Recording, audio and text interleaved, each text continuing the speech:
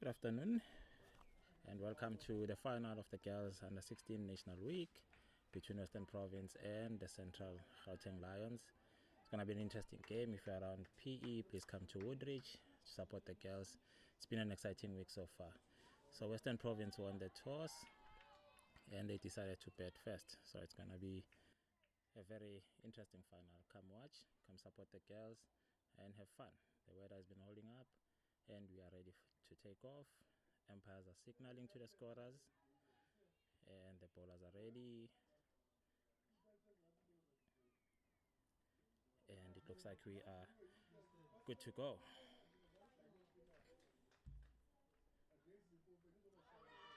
First ball on the money. I think that hit a high above. There was a good appeal there, but the umpire didn't give it out. So just to give you a brief history about these teams, they've won their respective semi-finals this morning, Western Province and the Lions. So very interesting indeed.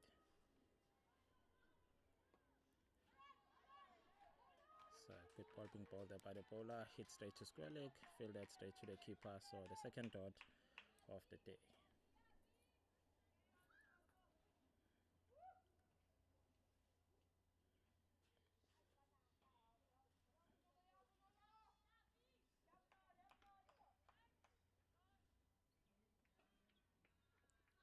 Another bowled one, just short. Good pick up there by the batter. Hit over square leg, and they're gonna complete the second run. So we can see that the Western Province intent here, they're looking to score big, which is awesome, which is great to see with the girls. Bunolo Palane is the opening bowler for Central Gauteng Lions.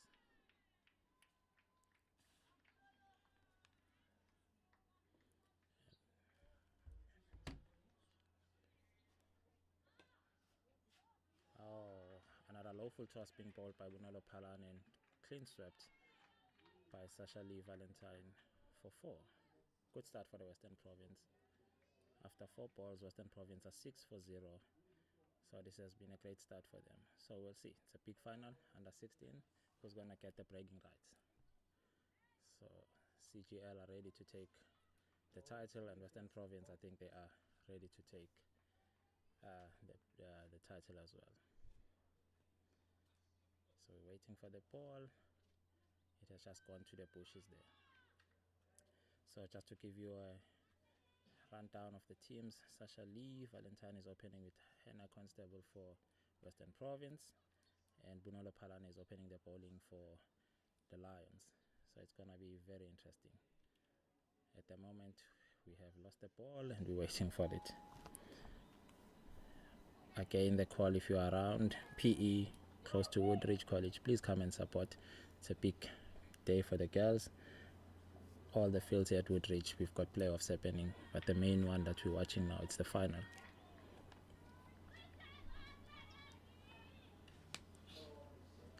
Got a bit of a delay at the moment. It looks like it's a lost ball.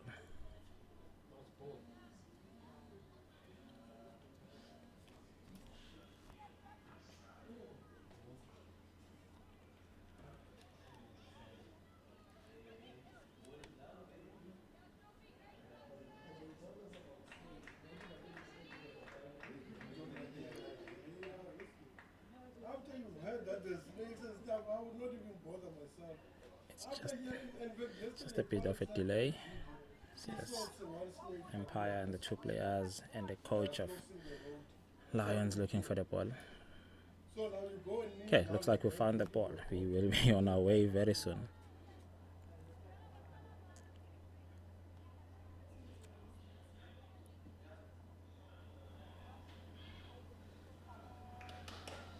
So far, just to sum up the over, we're still in the first over. First ball dot, second ball dot. The third ball they got 2, and the fourth ball, that's when Sasha Lee Valentine hit that over square leg for 4. So 6 for no loss. Bunolo Palane is ready on the mark, running in, bowling 1, played defensively by Sasha Lee Valentine. So far so good.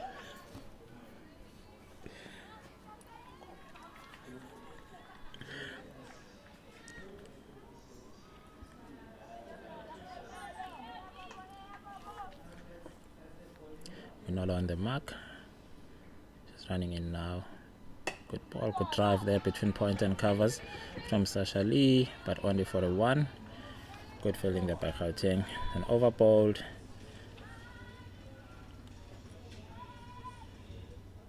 So after the first over, Western Province are 7 for no loss.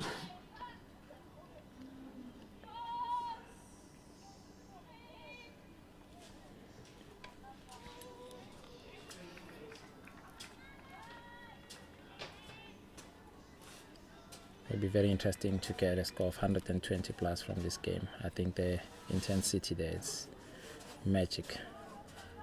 See, the girls are ready to start the second over. So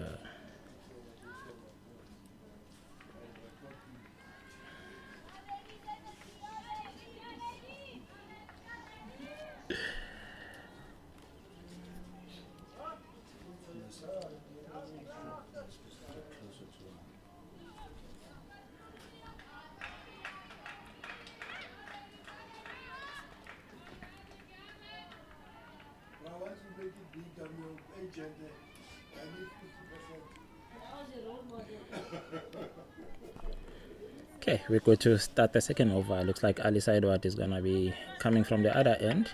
She'll be bowling to Sasha Lee Valentine, who's on 7 after 6 balls. She's on the mark. She bowls 1. Played defensively straight to square leg. No run there. As she walks back.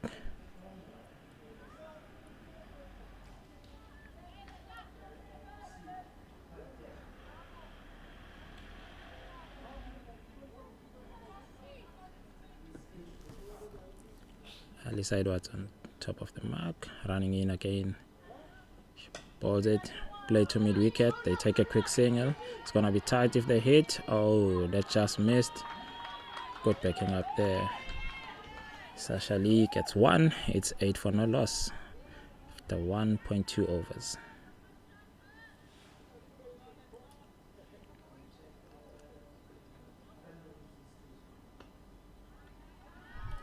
Okay, Hannah Constable, believe it or not, after 8 balls, she's about to face a first ball.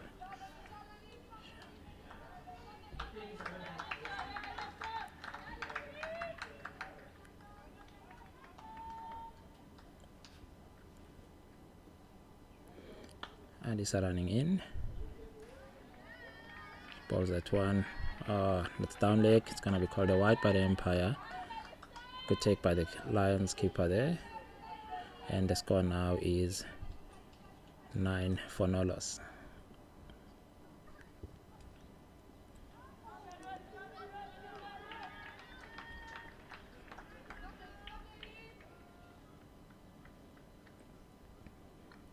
This side right in. Oh, that hits her on the pad. The umpire looks down, shakes his head. Not out. And leg byes have been signaled. It's adding to the score. Currently 9 for no loss after 1.3 overs. Very interesting about these teams. Western Province were chasing this morning in the semi-finals, and the Lions were actually defending a target. So now the roles are reversed. It's going to be very interesting. Let's see how they go about their business. Edwards on top of the mark, balls 1 short. Well defended by Sasha Lee. Straight back to the bowler. So it's a dot, no run there.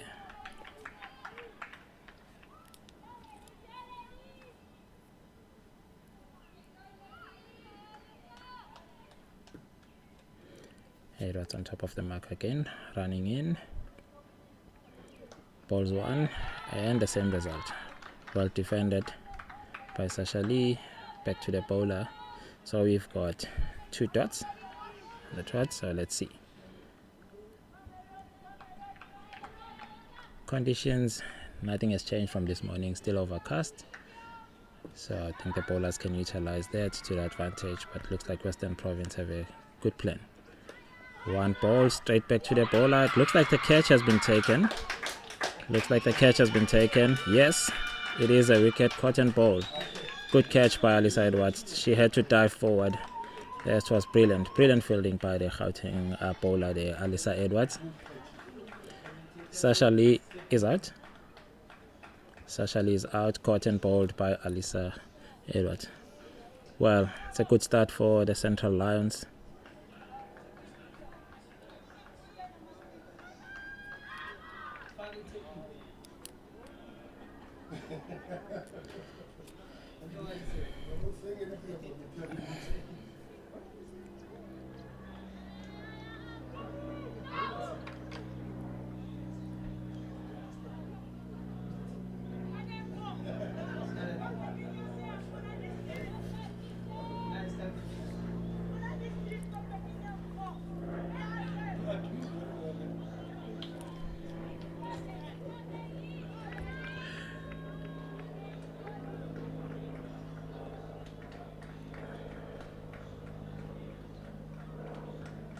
Okay, we've got the next batter coming in after that wicket has been confirmed.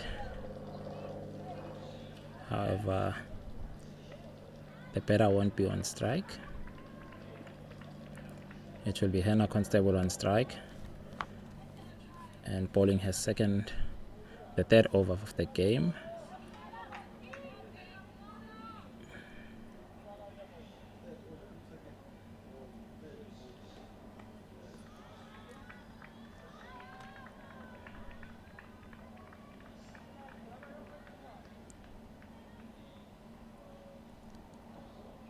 Bowler ball one, that passed Whiskers off, very close to the edge. Very good bowling by the Lions. I think the pressure is on. Western Province will have to come out of this situation. I think that 120 plus is still possible. They started very well, so let's see how they adjust to this very early loss of that wicket.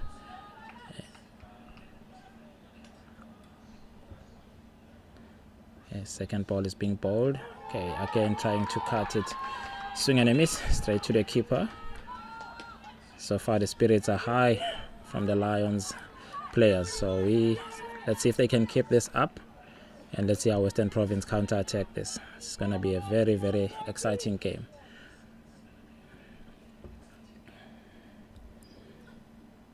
Runs in. Finally the batter has middled one that's played between point and cover. And they're going for the second one, and the second run has been completed. Good shot.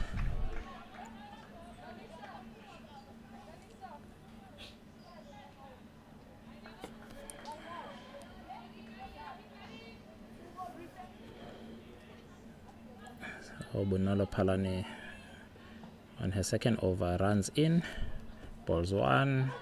Oh, that hits the batter. I'm sure that's painful. The batter is down.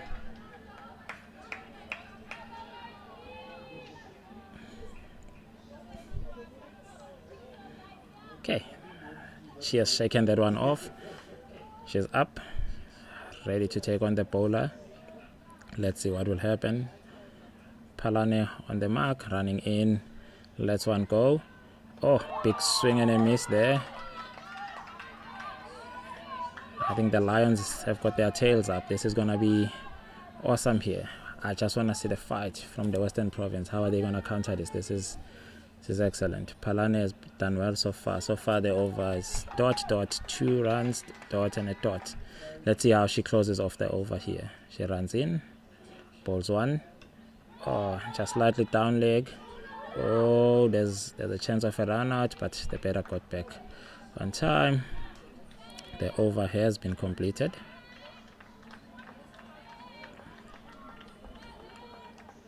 Western Province are still 12 for the loss of 1 after 3 overs. Palane has bowled 2 overs and she has gone for 9 runs. Good stats. Good start for the Lions.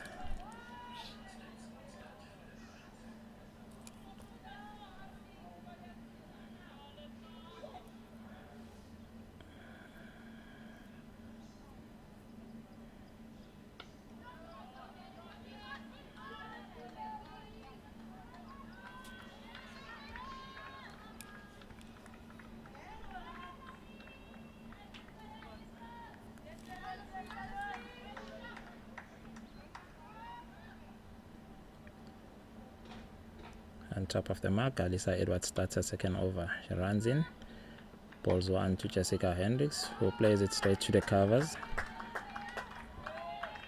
It's a dot. So Jessica has just faced her first ball and she plays it beautifully to the covers but straight to the fielder.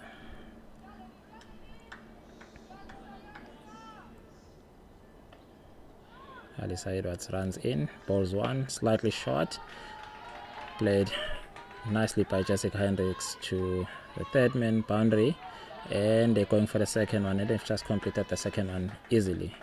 Good intent shown by the batters.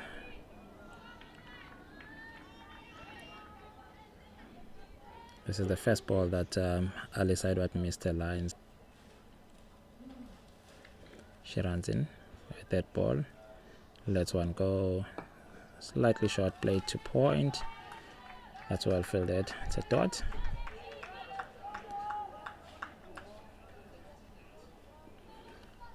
At the moment, the partnership is just 4 runs. Let's see how they go on about it. Edwards runs in, lets one go, slightly short, played between point and covers. That is racing to the boundary, and it's gonna be a boundary. It's 4 runs.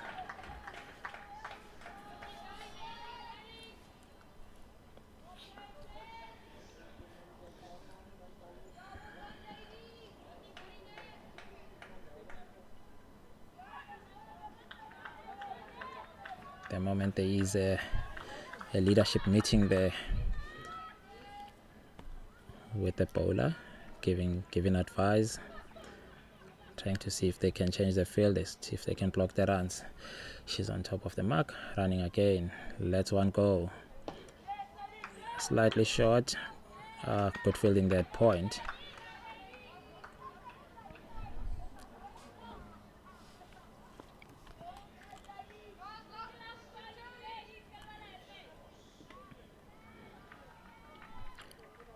Alisa Edwards to bowl her last ball. She bowls. Oh, well played. That went over point, going to the third man boundary, and they've completed the second run.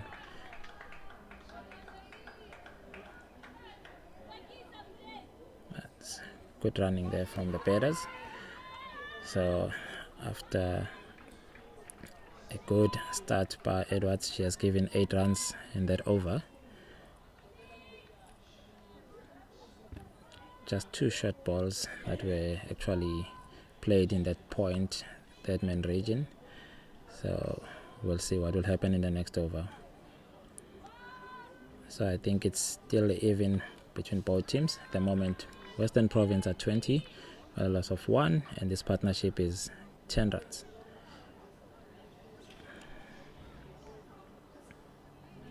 Looks like there's a change of bowling.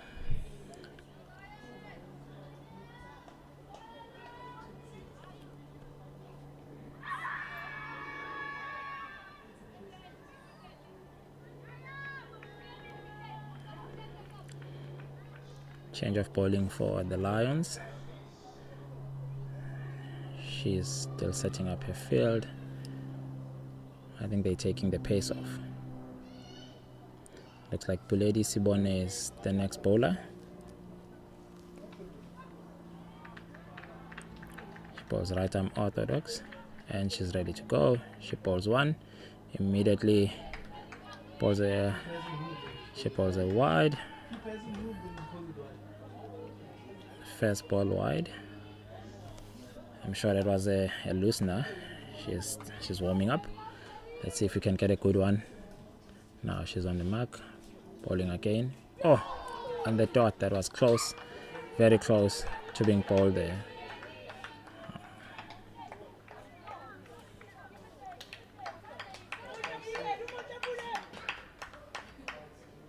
Buledi to Hannah Constable. Buledi gets in there, she bowls one, good one, good drive, but straight back to the bowler, well fielded by the bowler. It's a dot.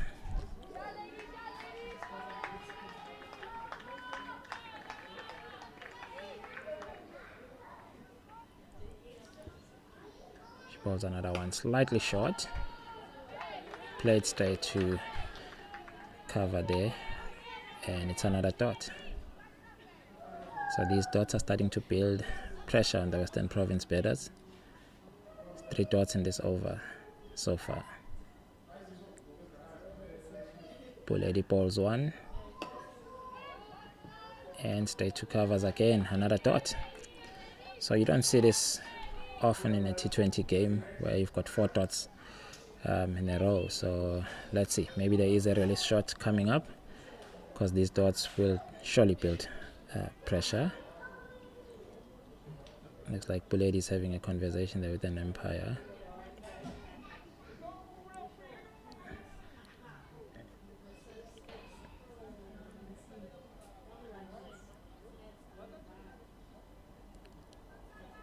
Looks like they're doing some mechanical work on the ball there. And we're ready to go. Buledi is on the mark, ready to bowl.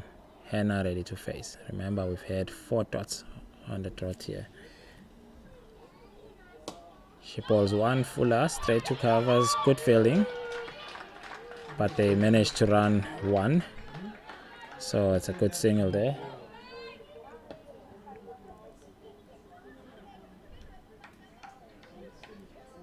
Buledi ready to bowl the last ball, last legal ball that is. She bowls 1, slightly on the leg side, miss it there by Jessica Hendricks, so it ends up being a dot. So the over there, it was first ball wide, and the next 4 balls were dots, a 1 and a dot. Not a bad start for Buledi, so we'll see how her second over goes, if she gets a second over. But not a bad start at all.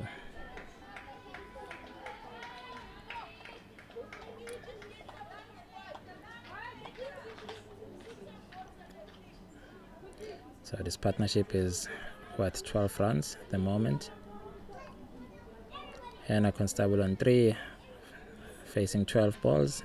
Jessica Hendricks 8, facing 6 balls.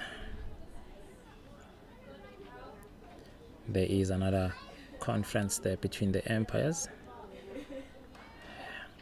having a chat in the middle there. We're not sure what's happening, but there is a quick chat. Looks like they're both going back to their respective places.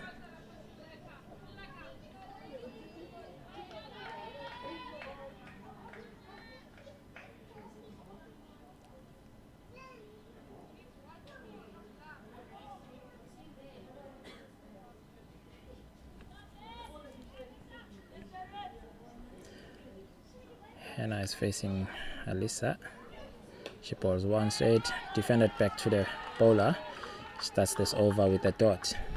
So far Alisa has given 10 runs in 2 overs,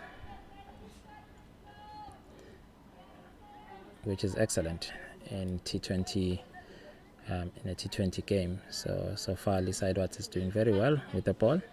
Started with a dot. She's ready to bowl her second ball now. She's on the mark. Lets one go. Edge, fly past the first slip where there's no one there, but straight. That man has that one covered, and they've run 1, and the ball is back in. Okay, so they've just completed a single there. There was an edge that flew past the first second slip region.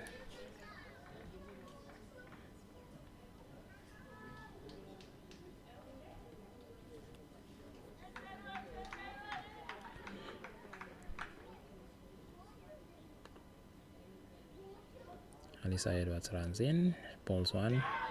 Oh, and a big swing and a miss there from Jessica Hendricks. That was actually very close to the stumps. See the bowler putting her hands on the head there. That was very close. It's very close, super close.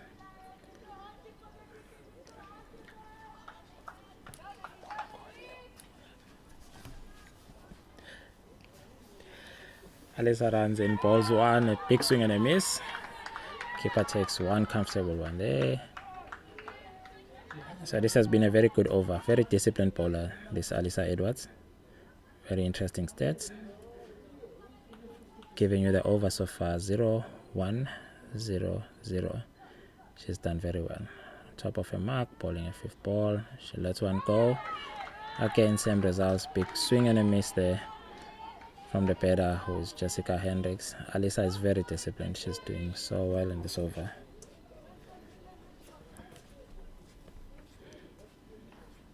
So this over as well has got 4 dots. However, we had 3 now on the trot. Alyssa bowls the last one, and she's gonna end with a dot. So 5 dots in that over, and just 1 run. Good discipline from Edwards here. So the run rate has dropped. We are now at 4.1 runs and over.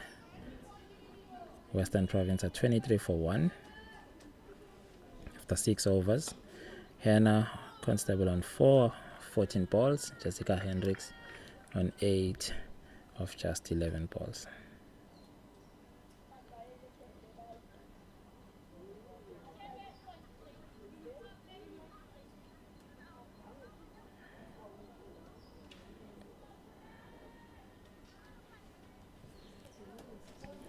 Let's see how Hannah Constable is going to go about in this over.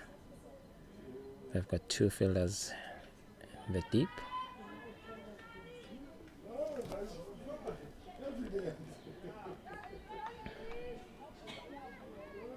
Okay, Buledi is going to be bowling her second over.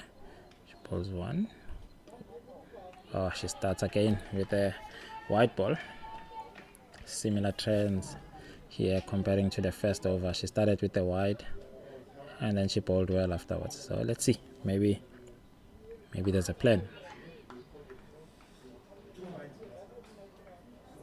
She's ready to bowl a second ball, which is going to be the first legal ball in this over.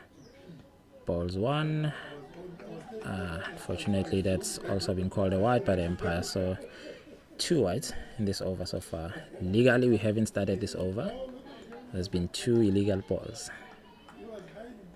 See the captain running to her and just giving her some advice. Let's see, some magic maybe in this ball. She bowls 1 down leg. It's also going to be called a wide. So 3 illegal deliveries in this over. So Bullet is struggling a bit here. If you look at the wind, I don't see that much of a wind. I wonder why she's struggling, but maybe there is something that they are trying to do here.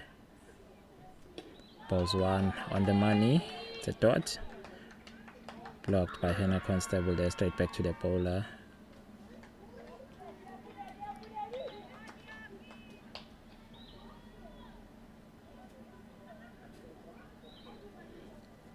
Buledi to Hannah. Good cover drive, but straight to the covers there. There's no run there. It's a dot.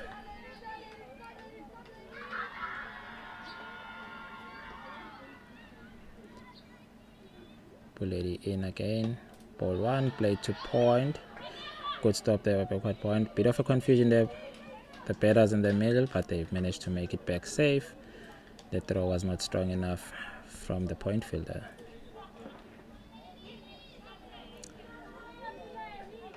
Very interesting field settings here by Buledi. She's got a deep square, cow corner, mid on, mid off, nobody else out there. So very interesting. She goes into bowl another ball. Oh, and a swing and a miss there from the batter. That's another dot.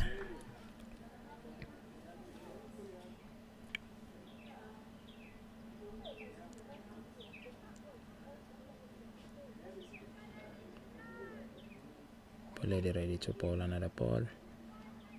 Ball that 1. Play to point, a bit upish. Good stop, and it's another dot. So she has recovered very well after those first 3 balls there were wides. So she's followed it up with 5 dots. Very interesting. She's ready to bowl her last ball. She bowls 1. Better double step out of the crease. Keeper misses it. Good throw from the boundary. And they complete a single there. The umpire signals that it's byes. And the keepers don't like that. When it's a bye, the keepers don't like that. They don't like to concede byes. So another over completed. So only 4 runs from that over. Those 3 wides and that bye. So we have completed 7 overs. And it looks like the weather is playing the part. It's not too hot. Just nice and cool. I'm sure the girls are enjoying themselves out there.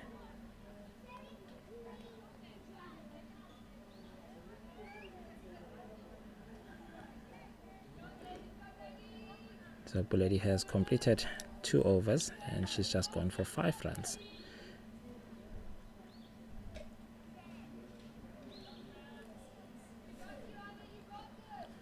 There is change of bowling. Looks like Alisa Edwards will be replaced. There is change of bowling there.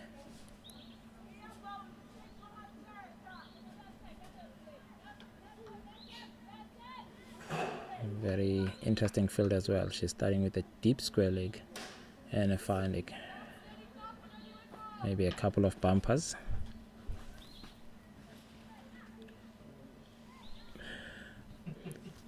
Okay, Tembo to bowl her first ball to Hannah Constable. Slightly down leg, played nicely to fine leg. Fine leg runs in. They've completed a single. Oh, they're going for the second run. Pretty weak from fine leg, allowed the second run. Really good awareness from the Western Province players. With me here, I'm being joined by AJ Rudman, convener of selectors for the SA Under 19 women. AJ, welcome. Thank you so much, Gift. It's lovely to be here today. Really a treat to be watching the final. It's nice for girls to be playing out for a final. Gives them something to work for, and it's truly where we learn champions are made and what kind of character they have. Tembo bowls a second ball and it's another dot. So AJ, what's your take on this final here? Western Province versus the Lions. Were you expecting this at the beginning of this national week?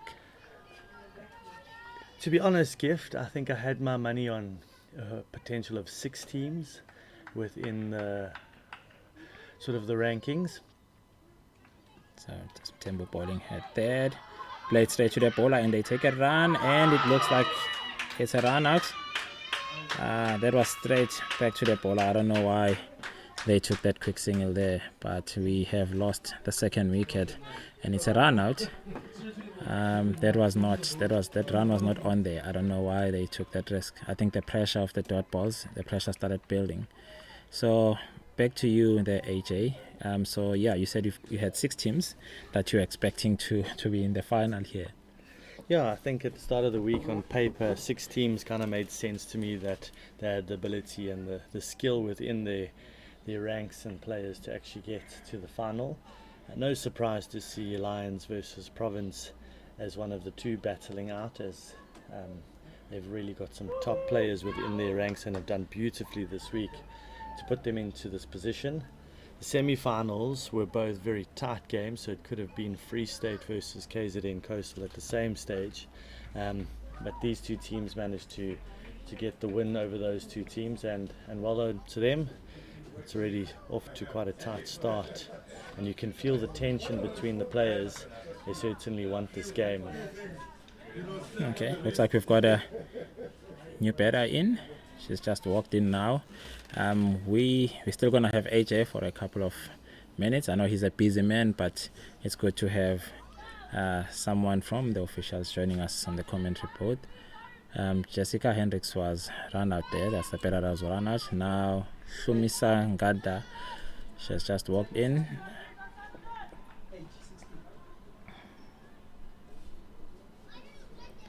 Tembo bowled her first ball and it's a dot that just went past the edge. Very good ball to welcome Gqeberha there. Tembo is on the money. So Tembo's over so far, 2 dot and a wicket. So that's very interesting. T20, I'd say the skills of these girls, the way they're bowling, the way they're going on about their business is very interesting. So Tembo bowling her 4th ball. Some appeals there, but I think that was a bit far from the bat. It's another dot. Interesting fact on Samantha Mtembu, she's a Gqeberha High School girl, currently in grade 10, and it's the same school that's produced the likes of Faye Carling, which was recently at the Under 19 World Cup. Tembo bowling her 5th ball. She bowled that one and umpire's calling that one a wide. So yeah, AJ, take us through that. No problem, man. Even other players in the past, someone like Robin Searle is currently playing for the Titans. professional player. So Gqeberha girls over the years have produced a number of wonderful players and still producing players. So Tembo bowling that ball. Slightly fuller played to point, and good fielding there, straight to the keeper. Bails out. The batter was safely back in. End of that over. So AJ, yes. So Robin Saul, we know her as a former, she played at under 19s, and Faye Cowling, we don't want to talk about that one. She's magic. I think she's very, she's one of those players that's got bigger things if she carries on with the same intent and carries on to be the hard worker that she is. So yeah, tell us more about your take on this game. Do you think what would be your, a safe score here to defend for Western Province? Yeah, so I think given the nature of the pitches, they've deteriorated quite quickly and harshly over the week. So definitely not easy wickets to bat on at the moment. So that's why the scores have been fairly low over the last couple of days. So I say anything between a 90 and 100 would be a really, really good score. I think if there's an 80, I think that would kind of be like a appetizing score for an interesting chase, especially given to the first 5 overs and how that goes. It will be interesting, but at the moment I would say Lions probably on top to a small degree, but knowing that Province has got quite a long batting lineup, so runs are going to come still. Okay, so there's a change of bowling there on Karabile. Mahunare, she's just been introduced. She bowls 1 down leg, and that was given the treatment, and it's a boundary for 4. So not a good start there for Nkarabile.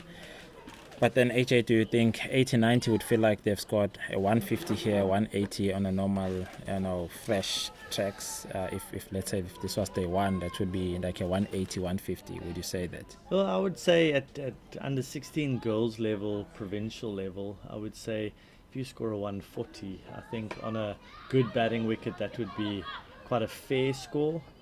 So I would say that 80-90 would be somewhere around there. I think the 180s probably be scoring 120 today. I think that would be just out of reach unless someone has a blinder with the bat. Okay.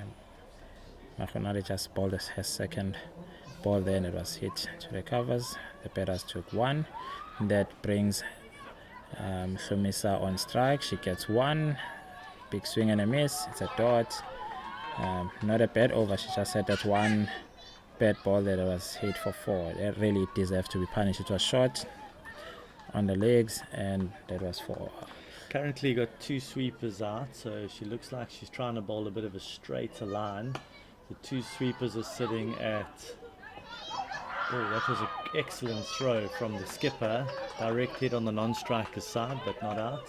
So we have 2 sweepers, one out backward, deep square leg, and then the other one at cow. So it looks like Karabile is trying to bowl a little bit straighter. You see how the batter combats the spin. As you said, the wickets have been turning and quite dusty at the moment. Karabile balls 1. Batter plays it a bit uppish, just bounces in front of the cover fielder. Looks like there's going to be overthrows there. So unnecessary. Yeah, keeper misread that one, but luckily there was good backup at deep square. I think Western Province will welcome any extra run they can get now. It's been a squeeze from the Lions, let's be honest. After 7, this partnership is just 7 runs.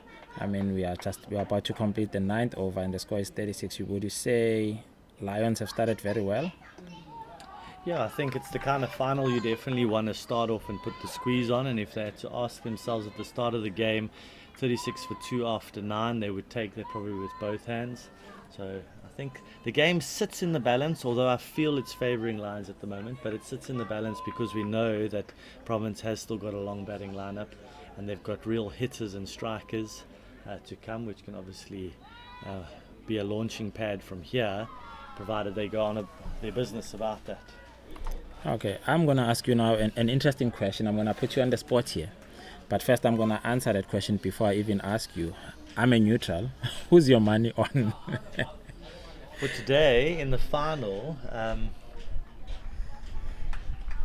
Yo, it's quite tight. I actually don't know. I think these two teams are so evenly balanced. I think I'll be able to answer you after the next 6 overs to see how the game goes. I think whoever holds their nerve for this bit, but I actually don't have an answer. I think it really can go either way. And Tembo just bowled first ball, which is a wide. So legally we haven't started this over. Tembo on the mark to try and bowl that first legal delivery. She bowls one. Well played, 2 points there. Good fielding. Back to the captain there, who I think she's having a word or two with the bowler there. Words of encouragement. So now AJ, where to now from with these girls now? Where to now after this week? What's the next step for them? I think they're going to get on a bus and go home, Gift. We all are, isn't it?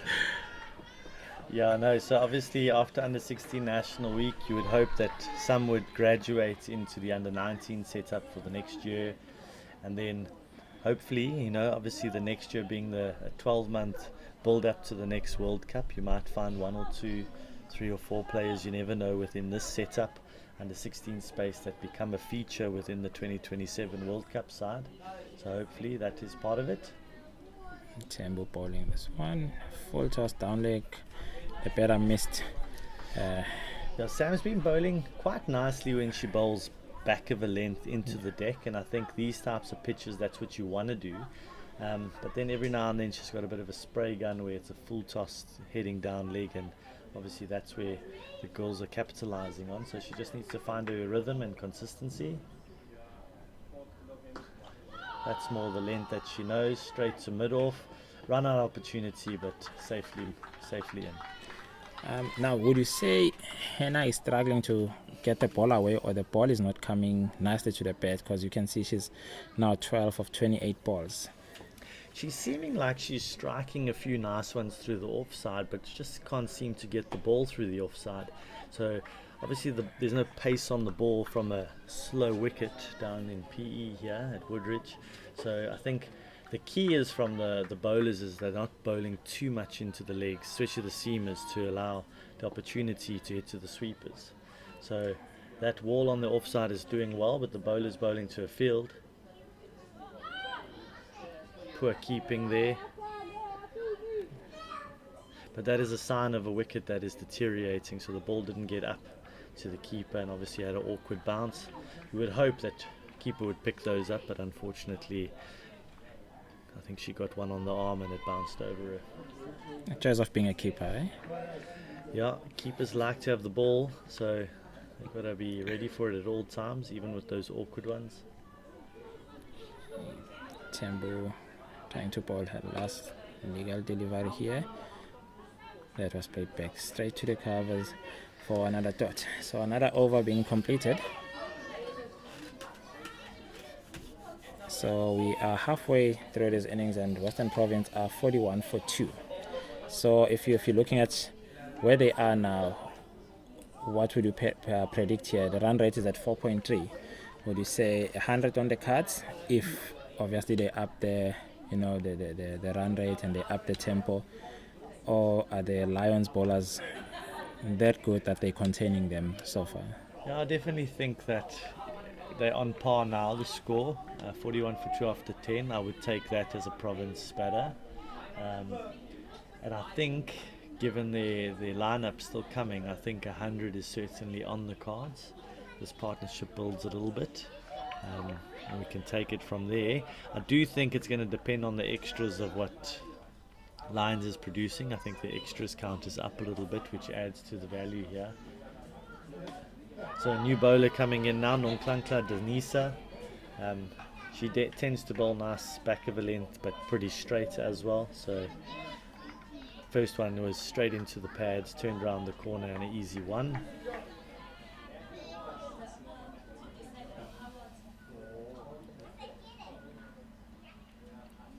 But an overcast day today at Woodridge, but doesn't seem to be adding any value to any shape on the ball.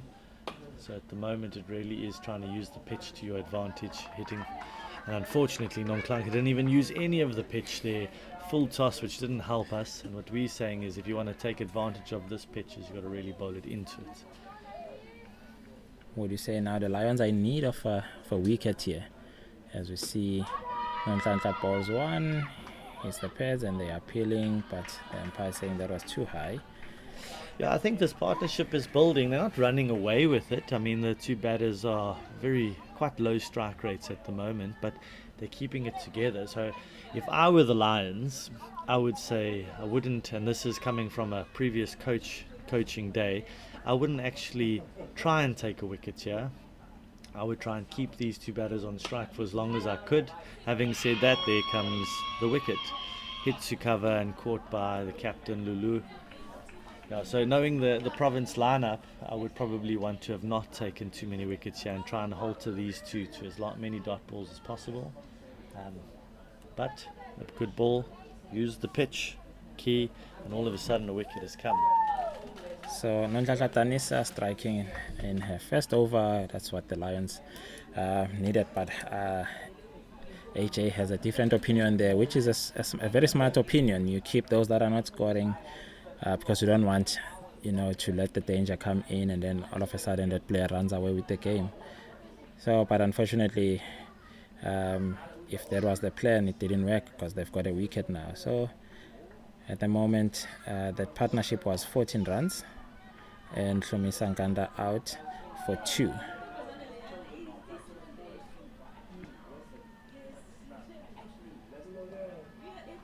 We've got a new batter in, Nikita Collins. She's going to be batting with Hannah Constable. Hannah is on 12 of 31 balls. Run rate at the moment is 4.1. Just to sum up, Nonklanka's over up until now, she started with 1 dot and at 1 leg by and a wicket. So she's bowled 4 balls so far and only conceded just 2 runs from her over so far, and she's got a wicket. And looks like Nikita is ready to face in. Nonklanka on top of her mark, running in. She bowls 1 and she gets bowled around her legs. That was on leg stump. I don't know what Nikita was doing there. She thought it was going down leg and she gets bowled. So she gets a golden duck. She walks back. She was bowled around the legs there. So clearly Nonklanka knew something that we didn't. AJ, would you say now this is going to get the Lions tail up and they're going to be pressing on Western Province here? Definitely got them excited, but I wouldn't rest and think it's all over now because, as I said, Province has got a very strong batting lineup and they're back quite deep. So although they've lost 1 or 2 cheap ones now, it's a case of they still have strength and power to come. So good game coming up. It's building up to something. I think this potentially might take us from 100 to maybe looking at about an 80-90 because the next 2 overs might be stalled a little bit in terms of the wickets that fall, so they try and sort of hold the innings and capitalize on trying to get back into it and then maybe capitalize in terms of some boundaries after that. So well done to Nonklanka on the bowling change. Definitely a good one.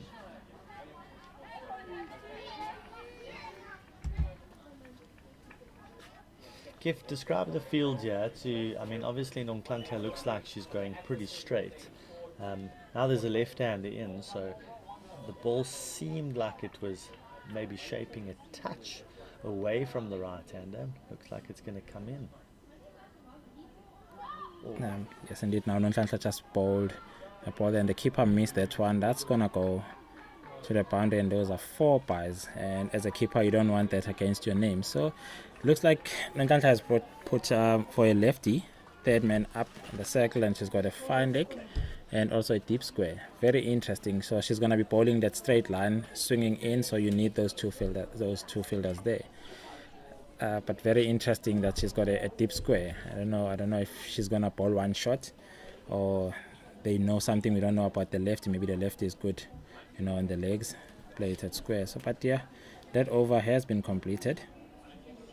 And it's unfortunate the keeper missed those ones, but yeah, it's one of those. I think again it's that inconsistent bounce, that bounce just in front of the keeper. So It's one of those things. It's tough being a keeper in these conditions, but they learn. I think by the time they get to under 19s, if they graduate there, they would have learned from such conditions.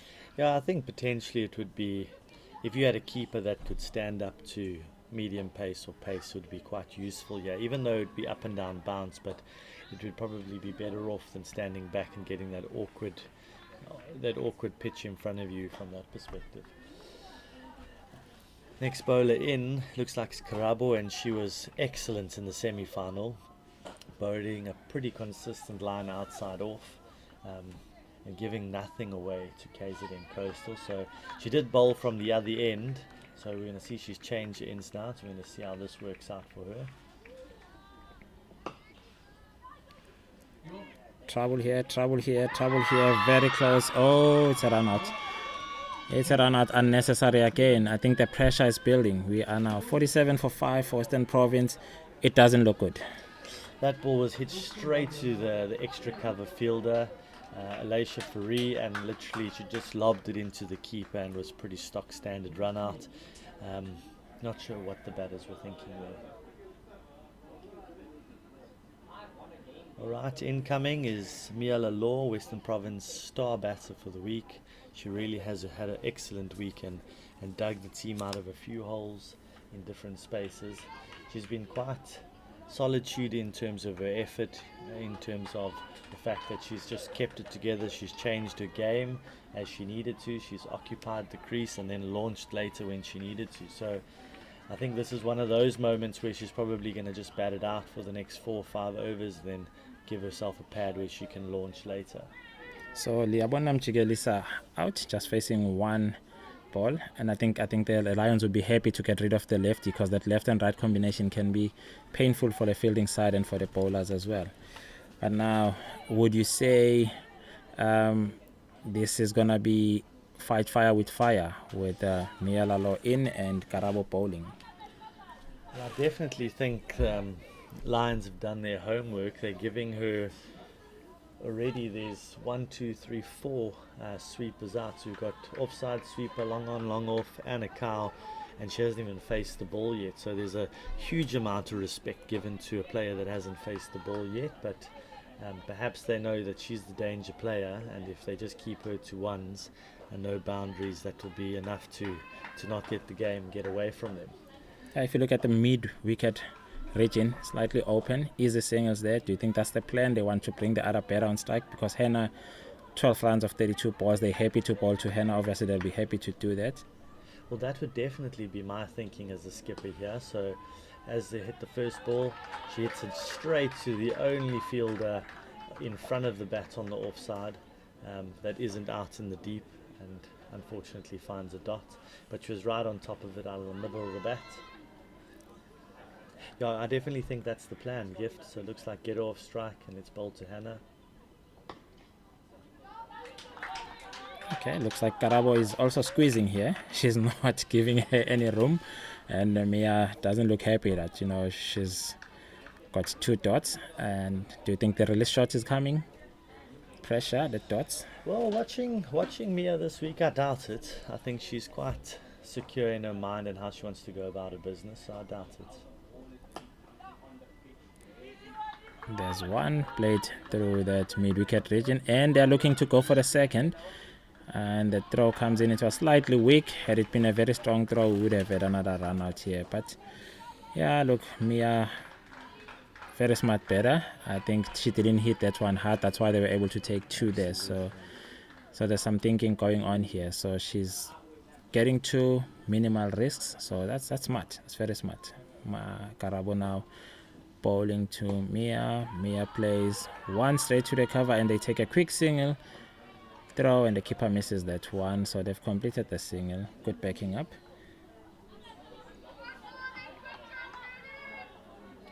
Right, so now Hannah's back on strike, and mid-wicket, Cow has come into mid-wicket, long on, long off, definitely come up, and the cover sweeper is in.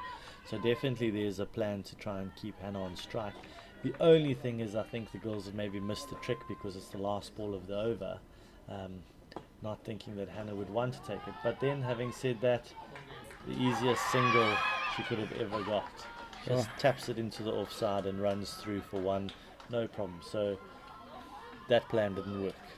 There was a direct hit there. It shows that Mia was backing up and she's fairly quick between the wickets, so she's just made it comfortably. And good fielding.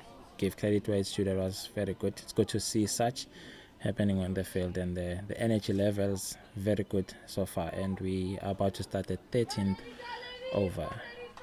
Quite impressed to know that between even the batters and then the fielding side that there's a bit of awareness happening, and they're just playing these games that are outside of the game in terms of trying to give one who's on strike. So you can definitely think that coaching has happened with both sides, and they're quite aware of it. So it's quite nice to see at this level. I can't say it's always featured at under 16 level, so excellent to see. So at the moment we've got Hannah on strike. The field is in except for the deep square.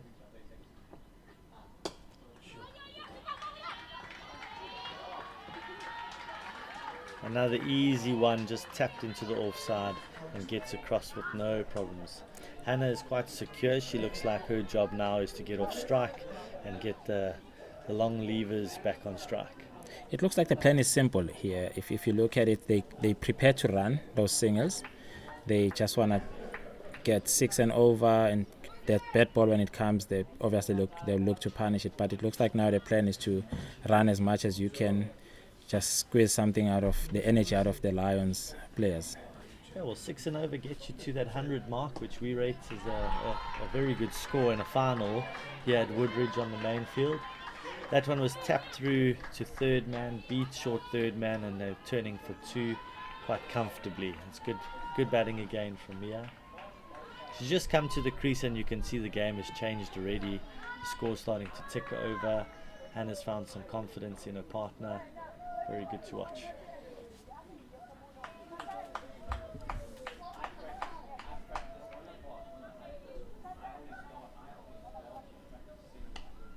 Okay, and Atlanta running in there. Balls 1. Mia immediately batting. When the bowler approaches, she's batting outside her crease. That tells you about the slowness of the wicket. She has read that quickly. She's only faced about 6 balls, and she's already she knows what's happening with the pitch. She is batting outside her crease, so she knows the ball is not coming onto the bat. Danisa running in, balls 1. A big swing and a miss there from Mia. That's very uncharacteristic of her, would you say, AJ? Absolutely. Look, she definitely likes to hit a long ball, and not often that she misses when she decides to go. Perhaps a little bit of finals jitters, creeping into the mind to say we need to get back. Coming in for Hannah. They're coming in, so they're trying to squeeze the dots now out of Hannah. Again, would you say they've missed the trick? It's the last ball of the over, and you can see that they've closed, except for square leg and fine leg. They are out. Yeah, you can definitely see the plan, but I think they're missing the concept of the plan. In my mind, it should be the other way around. Not that you want to just give runs away now, because I think in a low total game, every run matters. But it's certainly a case of you want to give Hannah the 1, try and get a couple of dots in the beginning of the next over, and then Hannah takes the 1. But anyway, I think Hannah's managing herself very well, and she's got a really good innings started so far. She's kind of been the backbone of this province innings, so she ends up with a little 30, 35, maybe 40. She would have definitely had the innings of the day so far for a final. Yeah, so 55 for 5. If you just joining us, we are now starting the 14th over, final of the under 16 girls week. Western Province playing against the Lions. Western Province winning the toss and electing to bat first.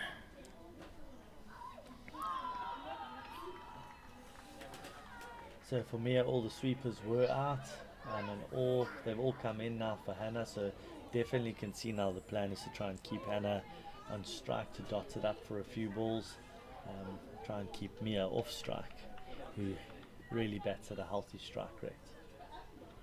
Okay, Karabo running in, bowling to Hannah, and Hannah just plays 1, soft hands, take a single. There was a shy at the stumps there. Oh, looks like there's gonna be overthrows. That's poor backing up there, and they have managed to complete 3 runs there, although Mia was looking for the 4th one. That would have been very interesting. But yeah, those are just one of those that at the end, these 2 extra runs would come back to haunt the Lions. We don't know, but you have to, in the final or any cricket game, have to make sure that you don't just give away runs this easily. I think the thought process is, if you're in the inner ring, are you stopping one or not? That's the whole point. So just found that the Lions are bringing everyone in for Hannah, and she's still able to, as you right, said, the ball is hit down to long off, and unfortunately went straight through the fielder's legs and has gone for 4. Probably one of the easier 4s of Mia's career there. Just pushed down to long off and through the legs for 4. We'll call that an oopsie. Yeah, looking at the bowler, she doesn't look impressed. She doesn't look impressed with her fielder, but let's see how she comes back from that. I can see the captain is not happy as well. Score is building up quite nicely now for that 100. I think it's they've done very well after those couple of quick wickets. As we say that, Mia, she has just opened up there, played a beautiful drive over covers. That was destined for a boundary, but good recovery from the fielder there. The amount of ground that she has covered to stop that going to the boundary, that was excellent. Yeah, I would say she's certainly, for the misfield of the previous ball, she's made up 2 there, because that was destined for 4. Mia's certainly looking like if she's in her arc, she's going to send it.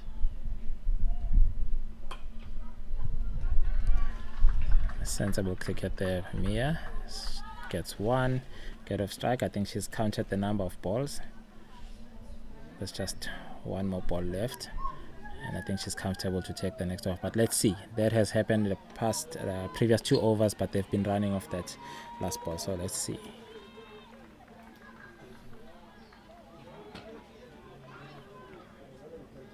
Everyone is in. Clearly they don't want to give the singular. Okay, play. Good fielding there by the skipper. Just a throw, but she was not in the right position to throw. But yeah, the effort, well done, but they've just managed to squeeze a single there. So we that have over going for 12 runs, and a real boost in the Western Province setting or target setting. Yeah, so I think that might lead for the next 7 overs the next 6 overs will be really interesting. If they carry on at that rate, then we're talking about a very, very good score.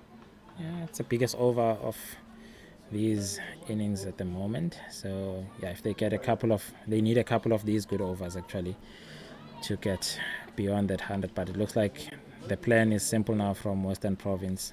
Bet on. That's the plan, eh? That's it. Nomklancha Denisa coming back into the attack. Not a quick single. I think Hannah is getting off strike, giving everything to Mia. Let Mia deal with the bowlers, because she is really striking it beautifully. I really think Hannah's batting beautifully now. She's just, each ball that's coming away, she's just getting it into a gap and turning the strike. So kudos to her. Slow start, but she's really turning her innings into something special.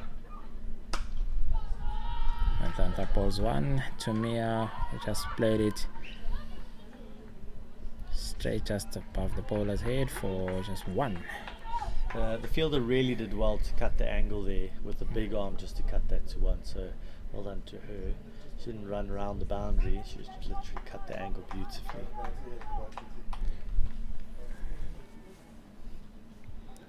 Atlanta in, she bowls 1 to Hannah. Direct hit would have been a very interesting one there, but they again managed to squeeze another single. I think these singles are gonna be very effective for Western Province here. The score has changed dramatically over the last 3-4 overs. They are now 70 70 for 5, and we are in the 15th over. So very interesting. Looks like that 100 is on the cards.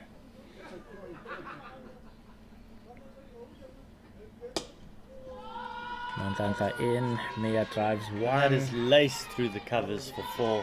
Exceptional batting from Mia Lalo. Beautiful It was a drive. really big dive from the skipper. She's still lying down. I think it's more out of anguish than anything else that she missed it, but it was a good effort. Mia played that one very well.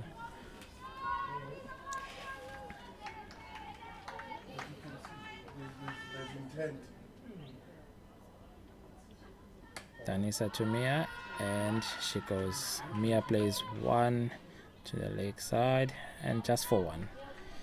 At the moment, the partnership is worth 28 runs. Very good partnership. Exceptional partnership, to be honest. Keeping in mind that they lost those wickets very quickly, in no time actually, and all of a sudden now the run rates crept up and going. Hannah doing what she's done so well, just turning it around the corner, easy getting across. Okay, so Mia is on 20 of just 15 balls, and then Hannah is 21 of just 40 balls. So yeah, the run rate is going up. Partnership 29 runs. We've just completed 15 overs. Will we see fireworks in the last 5 overs? Definitely think so. Let's hope so. It'll make for a really good challenging chase. And if you want to win the National Week, it can't be easy. So both teams are doing exceptionally well at the moment. It's been a bit of ebb and flow, with Lions probably being up in the first half, and now the back end provinces certainly put their best foot forward, and they're riding the wind with positive runs at the moment. That over going for 9 and the previous over going for 12, so it's 21 in the last 2 overs. Excellent.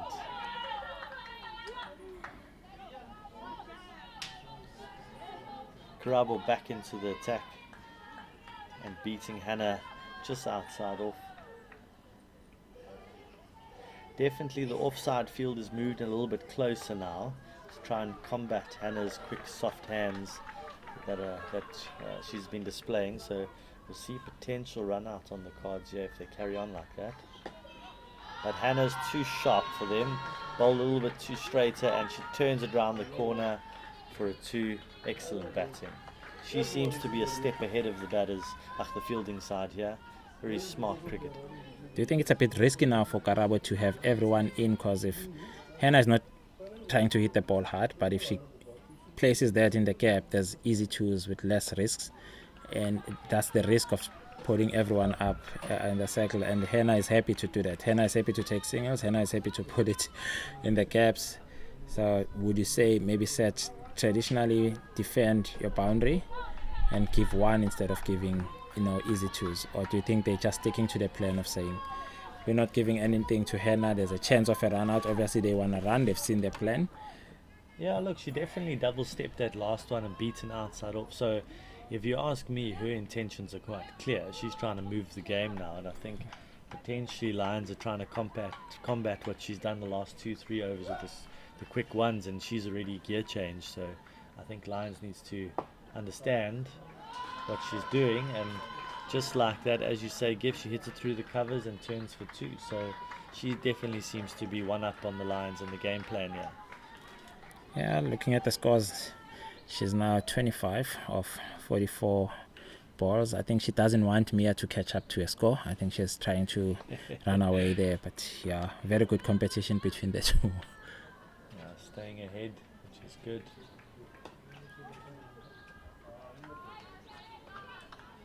That one cuts in a bit, and it just taps it into the offside. Unfortunately, that short cover field has come a little bit closer, so that run's not on right now. The field status stayed exactly the same for the last ball. Everybody is up in the ring. What does Hannah do? Only 4 off the over.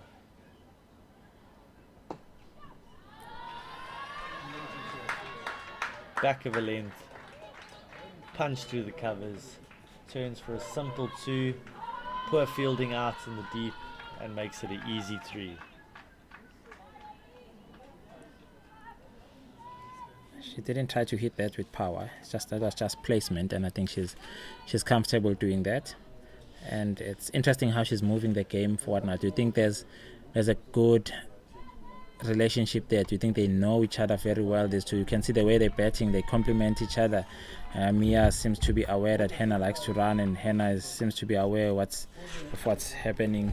With Mia, and Mia is aware of what's happening with Hannah. So that's I think there's a good understanding between the two. The partnership is now 36 runs. That last over going for 7 runs. I think anything above 6 runs and over, Western Province are happy with, but they would be looking to get at least double one of the overs or 2 of the last 4 overs to go for double digits. I think if Lions really do well these last 4 overs and they restrict Province to under 110, I think they would have done exceptionally well. I think Province from this platform, they certainly should be looking at a 120, 36 runs in the last 4 overs. It's a big ask on these wickets, but the way these two are batting, I think it's so possible. They're showing us that you don't necessarily have to be hitting big, long levered boundaries down the ground. You can also just be turning lots all over and going for 2s and 3s. Very good.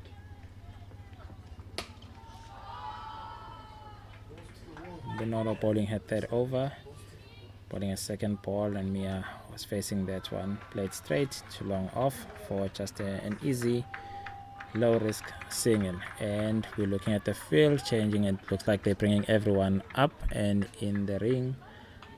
So again, they're trying not to give a single. Do you think Hannah will take a quick single here? I think Hannah's got her game plan. She's certainly strikes me as a good offside player, so I think she's going to try and punch this through quite tight offside field, moving in and creeping quite tight, so I think potentially she's going to try and sneak it for 2. Bonolo into the attack, hits it into the covers, in the air, and unfortunately caught by that short cover.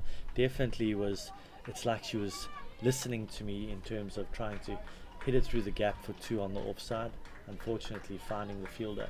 Really, really good innings. Gift, talk us through that one. Yeah, look, she started slow, with the other batters, but I think when Mia came in, I think you could see the pressure was off, and she batted well. I mean, 29 runs, 29 valuable runs.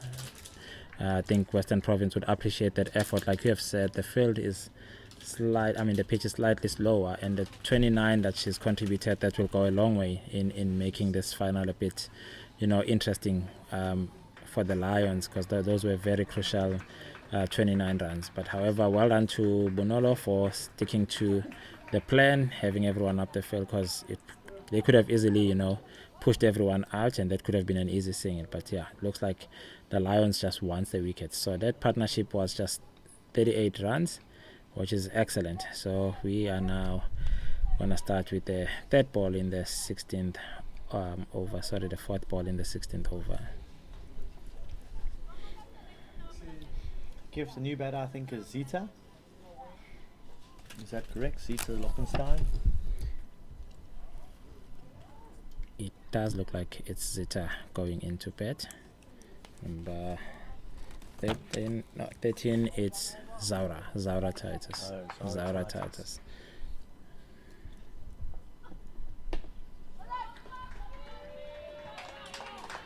So interesting here about Zaura. She's not the one that will come just to hang up. Zaura will just play her shots. I think the game allows her to do that now. They can see they going towards the back end of the innings. So Zaura must just play her shots, but in that she must just make sure that she stays with Mia. I think Mia is crucial now. Mia is crucial that she bats till the end here for Western Province. Definitely, she's the difference between 120 and 100 at the moment. They say that Bonolo bowls it really full.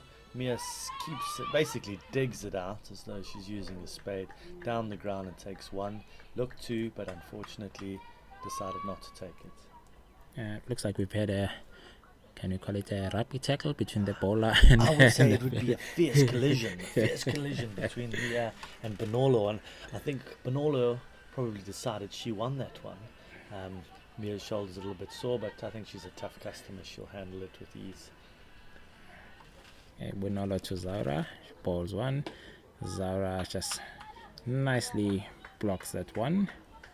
That was solid. If you've ever seen a solid defensive shot, that was it. One for the textbooks. I would say there would be many very proud of that one. All right, 3 overs to go, 87 for 6. That was an excellent over, only going for 4. In the context of the last 4 overs that have passed, that was a really good comeback, and that's the value of taking a wicket, I suppose. Wickets dries up the runs in general. So if we go at 6 and over from here, that takes them to, what's it, 103? 105, sorry. That's within that range, and I think that would be I still think that's a very good total on this pitch. Would you be a happy coach if you are a Western Province coach to get to 100 plus? Absolutely. I would feel like I've got one claw on that trophy already, and the first 5 overs would dictate whether I've got 2 hands or not. And Lisa Edwards back the attack. She was one of the most disciplined bowlers. She bowled her 3 overs, going for 11 runs and getting a wicket in all of that. So she's one that's very disciplined with her lines and lengths.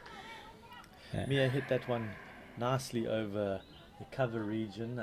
The long off fielder Tyler Jade Harper, very quick off the ground to restrict that only to 1. Very interesting about these two teams here, EJ. The team that's batting now was actually chasing in the semi-final, and the Lions were defending in the semi-final. Now the roles are reversed. Would you say it's all even for the teams because they're not doing what they did in the semis? Yeah, that's true. I think it makes for an interesting one, and not, for instance, potentially what you wanted in plan. But I think in T20 cricket, you got to be able to do both. The game is so fluid and moves so quickly. There was one there, quick one, not too difficult. Alisa to Mia. Mia hits one straight to that long on-fielder who was just 5-6 meters off the boundary, and she takes a brilliant catch, falling backwards. Looks like she's crying. She can't believe that she took that one. That was an excellent take there. She still can't believe it. She's walking away from her teammates. She's crying. It's all tears, but it's tears of joy. Good take there. That was a good catch. I don't know if she's crying or potentially as she fell, she got a bit of a mole heap of sand that splashed up into her face and just made it difficult for her to see. But it could be tears. You never know. Of joy. I saw a puff of dust. But anyway, I think that was a huge catch and potentially a game-changing catch, because the next 3 overs could have been fireworks with Mia here. But having said that, I think now it is Zita who's walked in. So Zita and Zara. And I think the 2 of them can pack a punch as well. As we said earlier, the Western Province lineup is really deep in terms of their batting. So don't count them out just yet. I think there's still runs to come, but the ebb and flow of this game has been exciting. Each team has had their chance to be up, and now it's sort of falling back into the Lions' space again in terms of the couple of wickets that have fallen and broken some key partnerships.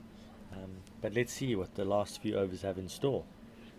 Yeah, it looks like Tyler Jade is still trying to get the sand out of her eyes there. But yeah, whatever happens there, I know she's probably have teary eyes now, which is, still for joy. She took a nice catch and a big wicket, that is. Okay, Zita now facing Alisa Edwards. First ball, and straight hit back with to the real bowler. power.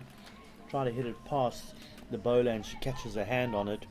Nearly runs out Zara as well with the deflection, but all is well, no problems. Alisa bowls another one, hit to mid on, just for a single. You can see Zita. Oh no, it's a no ball. Oh my word. Full toss. The timing of this was really poor from Melissa Edwards. It's never good to have a full toss no ball, but in a final, in the dying stages, when your team is seemingly on top, and then you give a no ball. Alright, Zara has got a free hit. What can she do with it? I'm saying deep square. Through the covers. and the complete opposite. She has the wildest hoik at it and goes over cover point area and runs for 2. The ball had a lot of spin on it. It almost like backspin. Didn't get close to the boundary but was moving. Clearly the plan now from Western Province was let's get 100 and whatever we get from there, those are Very good spell in the context of the game. So 4 overs, 2 for 17. With that unfortunate no ball in there. But really good, just going at 4.25 and over. I think that is brilliant in a game at the moment, which is hovering at around 4.5, 5 and over. And in a T20 final at the Under-16 National Week, and for these girls, most of them, this is the biggest stage they can ever play on at the moment, and for her to bowl like that, that's brilliant. That is awesome. She really has been a standout bowler for the Lions throughout this tournament. I think her strongest skill is probably her death bowling, getting the ball nice and full right up there, giving the batters nothing to work with. So we've got a new bowler into the attack now. It's Bonolo. Not a new bowler, sorry, she's making a return. Just literally changed ends, imagine that.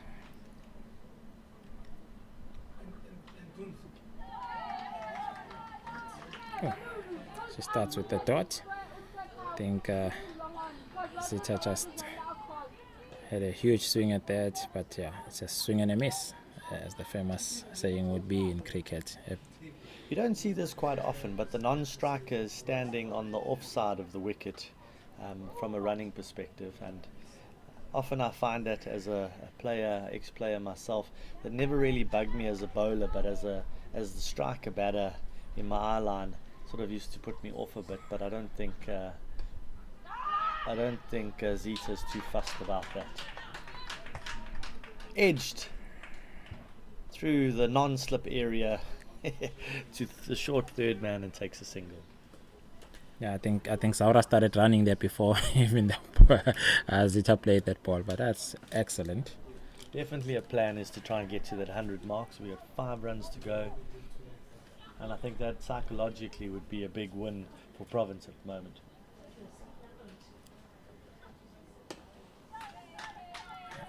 Well bowled there by Bonolo. It's just a dot. Played straight back to the bowler. Let's see what Zara will do here. So what do you think they're looking at in these last 9 balls here? What would be the runs that you think they're looking at? And these wides are not going to help as well. You have to finish strong. I definitely think the Province coach would have said to Zita when she walked in to say get us to 100. But if we go back a couple of overs ago, you and I were talking about 120 on the card. So I think Lions will be happy with the comeback and the fight now. Province may be a little bit disappointed because they were going nicely, but I don't think they would be too disappointed if they do get to that 100. Would you say both teams at some point they've let it slip? I mean, they had Mia, set to go big in the last 3 overs, and they lost that wicket at some stage. Province were 55 for 5. I thought Lions were going to squeeze them at least to 80 and there. So would you say at some point both teams did let one off the hook, because one should have squeezed and the other one should have, but that didn't happen? So absolutely, I think that's the point of quality sides, is they find a way to get back on top. So you might lose your way a bit, and that's the whole ebb and flow of good cricket sides and good matches, to be honest. So far I would say this has been a good lead up to a great first innings, which has given a bit of back and forth to both teams. So as fans watching at home, listening to us blabble on here, it's really been an interesting one, and you're not quite sure if you're on top or not, and that's quite good. Bonolo about to ball here, final delivery, balls it to Zara, played it straight to the covers, and it's a dot. Now very interesting, we go into the last over. Fireworks, definitely we have to see them.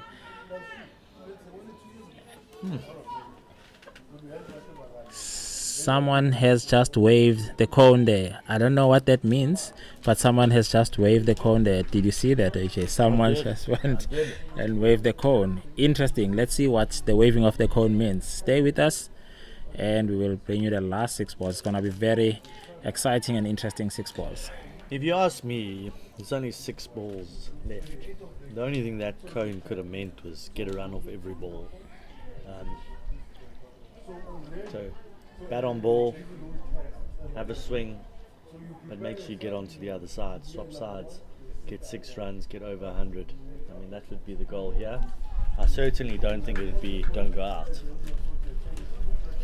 I think they've started with those cones. There's different colors there. There's pink, orange, and blue. So there's definitely signals being sent with those cones. Very interesting. I definitely think they've been watching our SA Under 19 head coach, Coach Tanisha. She uses her cones as colours. I think somebody's been watching Springbok rugby. She loves her cones. She even keeps them in her pockets. Whenever you see her, she shakes your hand and there's a cone in the other hand. So yeah. The last over has started. First ball played to point for a quick single by Zita. Very interesting that Zaura is just running non-stop there. I think Zita knows what she's in for here. And the bowler to bowl this last over is Mthembu. The sun suddenly come out from overcast day. Blue skies are just popping out. So we're guaranteed.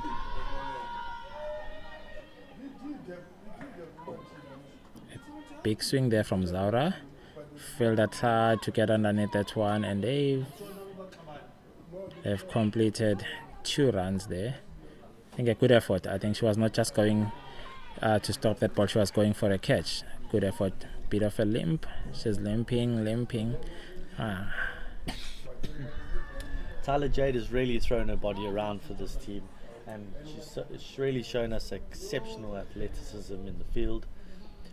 Besides for that little misfield she had earlier, I mean, she's been exceptional. Oh my word. A crazy run, but in the context of the game, trying to get an extra run for the team.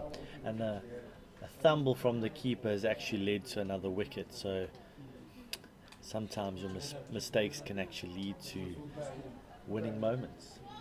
They are now on that 100. Couple of balls left in this innings, but I think she took 1 for the team there, which is what you want to see. That extra run would have gone very deep for Western Province, but I think she took 1 for the team. I really enjoyed how Zita and Zara went about their business. I mean, together 10 or 15 balls from your sort of 8 and 9 batters. I think it was really good. They showed real intent to try and move the game, and every ball there was a bit of action, so good on them. They definitely had a game plan and tried to stick to it as best as they could in terms of the execution.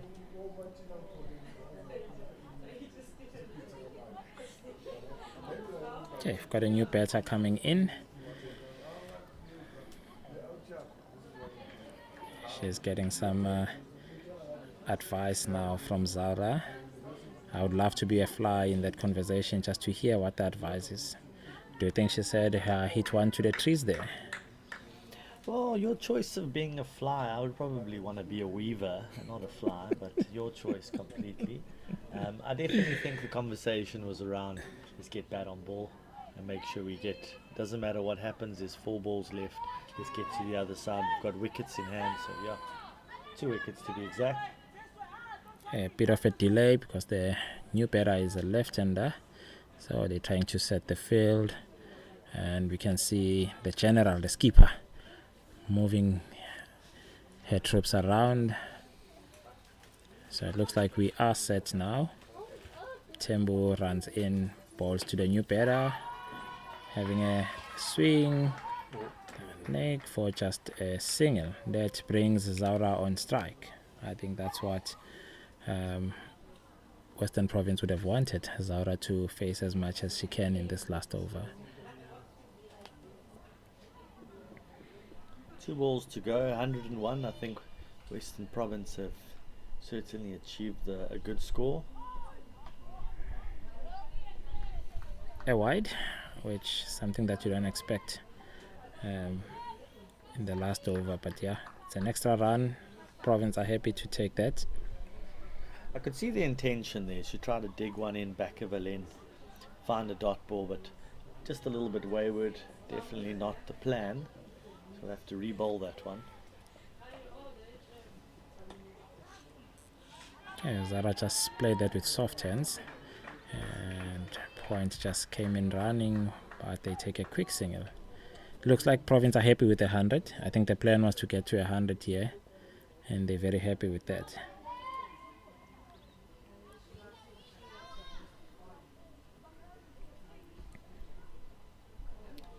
Alright, last ball of the over. Left hand on strike.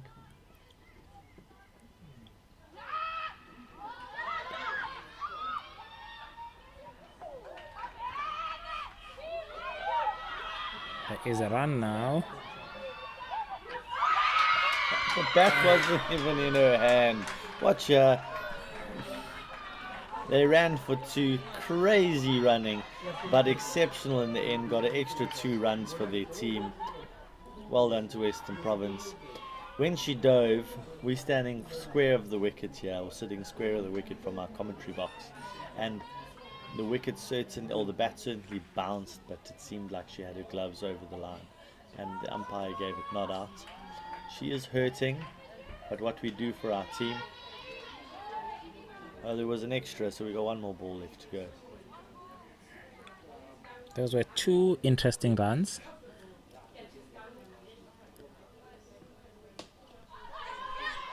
Last ball, and Avene hits that one to mid off, and this time we will definitely have a run out of that last ball of the innings. So I think a very interesting batting here from Western Province. 103, 104. Interesting. What do you think the Lions are going to do now? They're going to bat, Gift. Yeah, do you think now what will be the plan? Chase this, take our time. We've got 120 balls. Yeah, look, what I've learned from finals is certainly runs on the board is crucial. So Province have done their bit. The pressure will certainly switch to Lions, which have to chase this down on a, what you would say, a tricky wicket. I'd say a well-used wicket. And I think, to be honest, sometimes with these lower totals, what teams do is they think they have time and actually dig themselves into a bit of a hole. So you're starting now, you have to go at least 5 runs and over, and if your first 3 or 4 overs go for 2s and 3s, all of a sudden you're at 6 and over, and it makes the game quite difficult to chase later on typically wickets that we've seen. Isn't so easy to go more than 6 and over for too long, from that perspective. Province showed us with Hannah and Mia batting for a while that they went for 4 overs, where they were going over 6 and over. They got a 13, a 9, a 7, a 6, I think it was. Showed us that it can be done for bits of time, but the prolongedness of it is the trick, I suppose. So let's see. It's all about the first 6 overs, and if they can capitalize, that will dictate the rest of the game. Please stay tuned. We will be back the next 15 minutes to start the Lions chasing Western Province total in the final of the Under-16 Girls National Week. Very exciting cricket. Looks like it's gonna be a hamdigger of a final, so please stay tuned. We'll be back in 15 minutes. Thank you so much for joining us. For now, we'll see you in 15 minutes.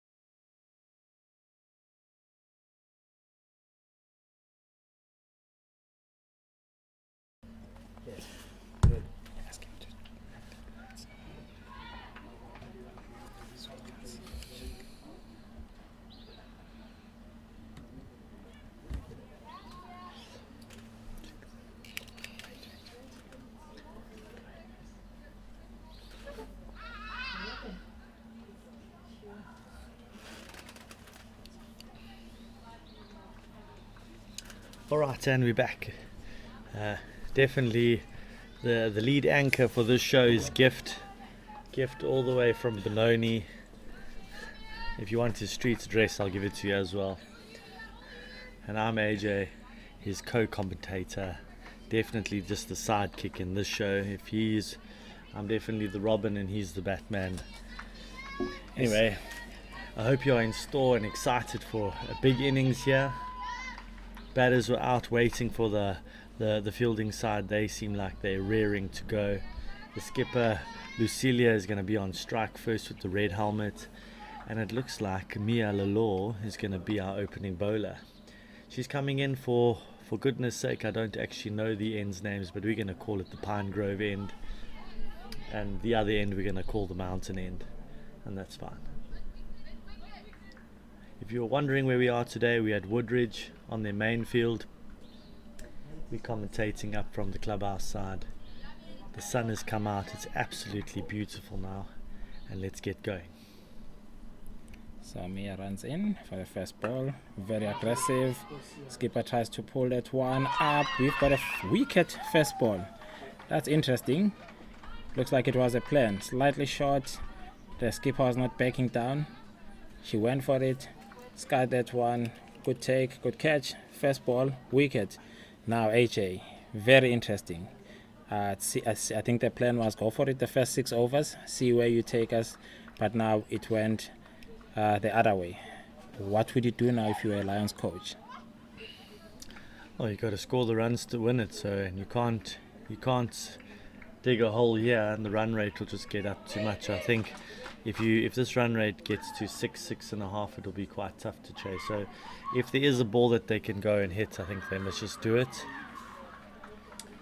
Knowing Lucilia, I mean, that is her game, so whether it was there or not, she was going to have a go. She's certainly that kind of player that just gets on with it. She's like made for T20 cricket, so it doesn't surprise me that the first ball she was going to have a dig at. It's unfortunately sort of top edge and sliced it straight up, caught by the mid-wicket fielder.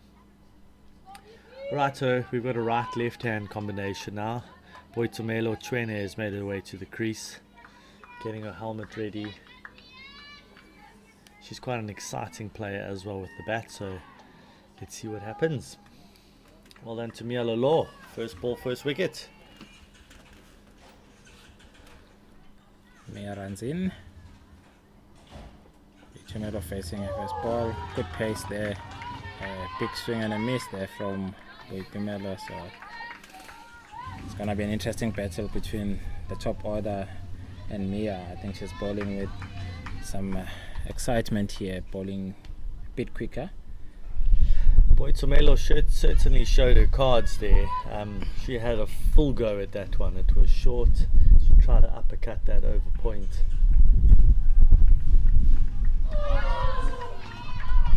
Mia bowls another one that just passes the edge. Keeper and the slip look very excited there. I think they're waiting for one to come to them. So very interesting. Let's see if Boitumelo is going to adjust to this, because it looks like Mia is holding it back, the back of the land, and so far Boitumelo doesn't have answers for that. Yeah, apologies to our viewers out there. Our score overlay is not transferred to the next innings yet, so we'll get our technical team on that in the meantime. Mia Lalor runs in again, bowls a nice fuller length this time. Boitumelo plays and misses, beats her on the outside half of the bat. Definitely a little bit of shape from her. Real skill being displayed by a top quality player. She's already made her debut in the professional circuit in the women's space for Western Province this season, so she really is a standout player and showing her name now in the under 16 space. That one looks like Mia was attacking the body there, straight to the body, and good. Well played by Boitumelo for another dot. So very eventful first over here by Mia. Everything is happening. The ball is beating the edge. There's a wicket of the first ball, attacking the batter's body. So let's see what's going to happen with this ball now. Mia running in. Boitumelo waiting for her patiently, and she lets one go. Again, she beats the edge. I'm not sure if she beat the edge this time or the glove. AJ, what's your take? I think she beats the glove. Oh, that took off nicely off the good length. I think we must talk to the screen. Timing wise. Right, our technical team is on board now. They've heard me, and they're making sure that they get the correct screen overlays for you. So that is the first over done. I don't think there was a run off the bat. A wicket and 5 dot balls. 5 of those balls were back of a length, making her intentions clear, using that height of hers to hit the deck. And as we said earlier in the first innings, the best thing you can do with this pitch is to bowl it into the pitch and get that natural variation out of it, which Mia Lalor did very well. So good on her. I highly doubt she was listening to us because she was out batting, but certainly a thinking cricketer, and perhaps her coach was paying attention. Big possibility there, AJ. Looks like Zita will be bowling from the other end. Busy sorting her run up there. Definitely a bowler with a nice strong action. She runs in quite brisk and really hits the deck quite hard. So this will be an interesting battle. Gqeberha on strike, who's had a decent week so far.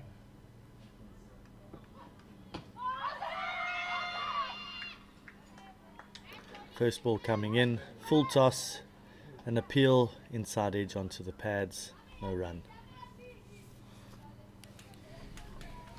Did you see a bit of shape there? Not that I saw anything, but we'll watch just now when she bowls her second ball, but should see shape if there's any. Zita runs in. Oh, straight drive. Probably the shot of the week in my book. What a beautiful shot down the ground. That was textbook. The easiest way you can play a cricket ball, straight down. Most of the coaches are very happy with that. And that's what they've been teaching the youngsters. Play as straight as you can. That was as straight as you can find. I think that ball's rolled up the mountain. It was hit so hard. Good Fielder's luck, still Innings. looking for it. Still going. Alright, yeah, the fielder comes. You can see on the screen. And it's back in play. That was exceptional cricket. Wow.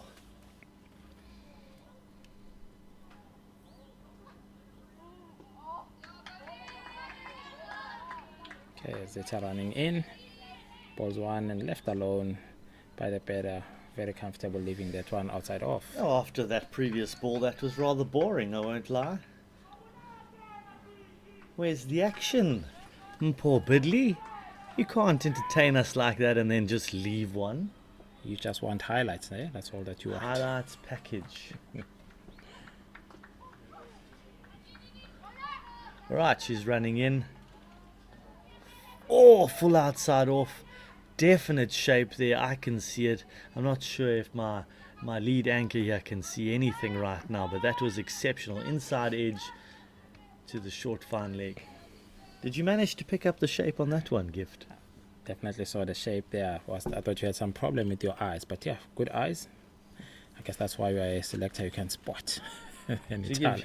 To give you context, we are sitting at square leg to the right-handed bat, so in the clubhouse, so we can't really see down the line. So the best we've got is on the screen.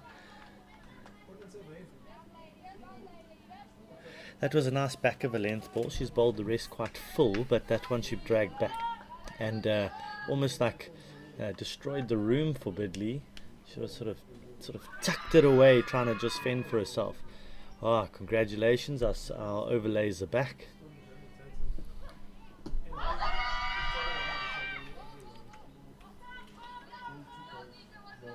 Oh, running in, hits the pads, huge appeal.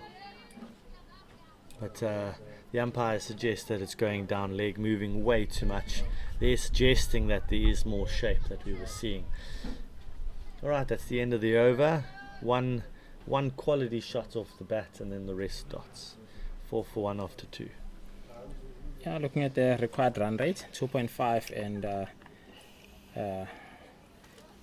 at the moment I think the Lions are going at 2.5, but do you think that is enough?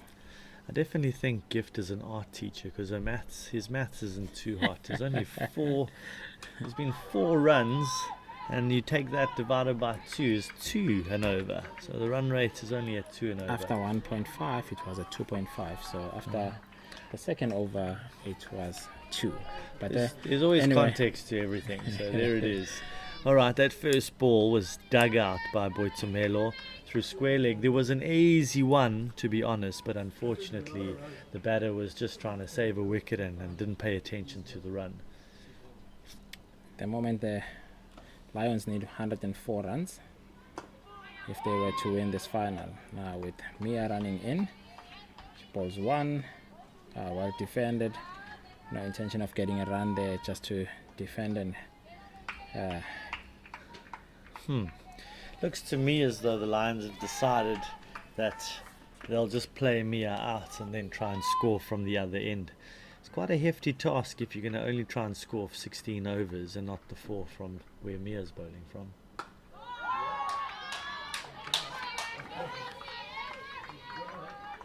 Oh, back of a length, going for the ribs, and she just fends for it. This is a serious spell from Mia. Pace is up. I think Boitumelo is just trying to save herself at the moment, but I think she needs to get her head in the game to say that can be pulled for 4. Come on, girl. That required run rate is climbing slowly to 6 and over, and we spoke about that. Alright, Mia running in again. Back of a length. Oh, she's got these bumpers happening. Boitumelo's got no answer at the moment. Boitumelo looks very uncomfortable facing Mia here. It looks like Mia is on top of her. She looks very uncomfortable. How would she get out of this situation?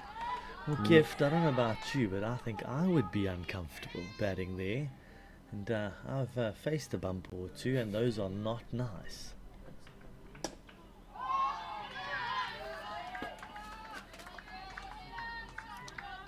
Oh, no footwork there.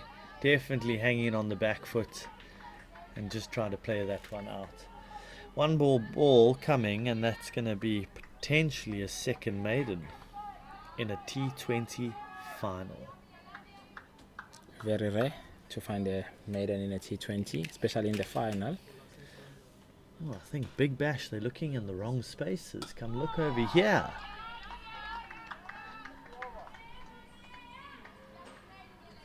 Oh, we've got a maiden. We've got a maiden. What does this do now? 6 dots for the Lions. What does this do to the batters now? What does it do to Mpo on the other end? Is she feeling the pressure? Really quality questions, Gift, and I think at the end of the day, the pressure has to be felt. Run rate is climbing, and this is exactly what we said. The first 6 overs is going to dictate the way forward. And there's been 4 runs from 3 overs. Now it's 104 required off 17 overs. I'm going to ask my co-commentator here to work out that maths. You know how that went last time. Oh, the run rate achieved is 1.5. Am I correct, AJ? Oh my word, the screen overlays tell us everything. You got lucky, Gift. Oh, okay, that required run rate has just gone above 6.1 at the moment. They mustn't let that required run rate get away from them, because it's going to be difficult to make up later. It looks like the Western Province bowlers, especially the 2 opening bowlers, they've got a plan.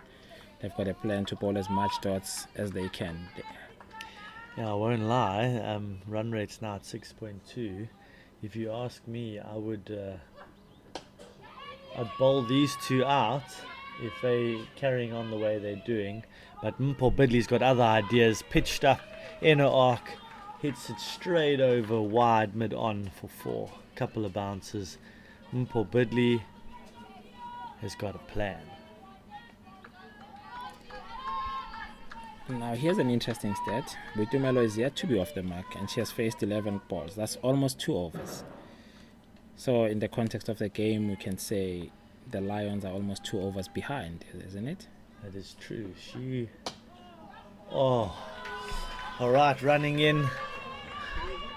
Overpitched, the sweetest drive through the covers, turns for 2 and completes the second run. Oh, Mpo Bidley is a treat to watch off the front foot. Yeah, I think to be honest with you, Boitumelo Chwene, although you're saying she's had 11 dot balls, she's had to deal with Mia Lalo literally bouncing the ball. 10 of those 11 balls, no, 9 of those 11 balls coming at her ribs. So I can fully understand, but given the context of the game, she needs to find a way. She needs to find a way to score. What I've noticed here, let's first look at this. Zita runs in, balls one straight to the legs, and that one is played to the onside, no run. I see my co-commentator here, he's getting excited every time Paul Billy plays those drives. They look exceptionally good. She just creams the ball nicely. Good to watch, absolutely good to watch. Right, they've put Long On back. I think that's Mpo's area. Full toss, chip to Long On, just like that. So Mpo Bidley obviously taking the risk of hitting one over the top, but now has pushed out a sweeper, which gives her that one to get off strike, and perhaps that's what she was going for. Just trying to find some gaps where she can get some easy ones and push the field out. Alright, so Boitumelo Chwene is now on the other side, and she's going to face something different. So let's see how she handles Zita. At the moment, just for context, there's 2 slips in place, which is suggesting there's definitely the shape we've been talking about. Alright, she's running in, so as she bowls it, wide outside off, Boitumelo chips it over cover and just takes a single. She didn't get a lot of bat on that, so that's why I didn't go for 4. But to her dismay, she's back on strike, and Mia Lalo has just taken off her cap for the next over. Oh goodness. What do you think the conversation is there? Get me off strike. If you were batting with her, what would you do? Reverse sweep. Not my finest moment, I'm sure. I think that ball would busy chew me in my ear. Yeah, I think she definitely has to take on the pull though, to be honest. You can't just fend at it.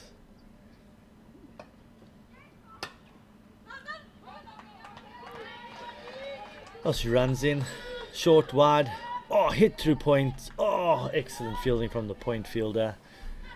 I'm pretty sure Boitumelo would have felt good about that one. Off the middle of the bat. Creamed, unfortunately, couldn't beat the fielder. I'd like to say don't bowl there. But Boitumelo would say, please bowl there. Is the bowler feeling good about that? I don't think the bowler is happy. We'll see how she's going to react. It's lovely when your fielders do your bad balls and the fielders help you, so which is always good.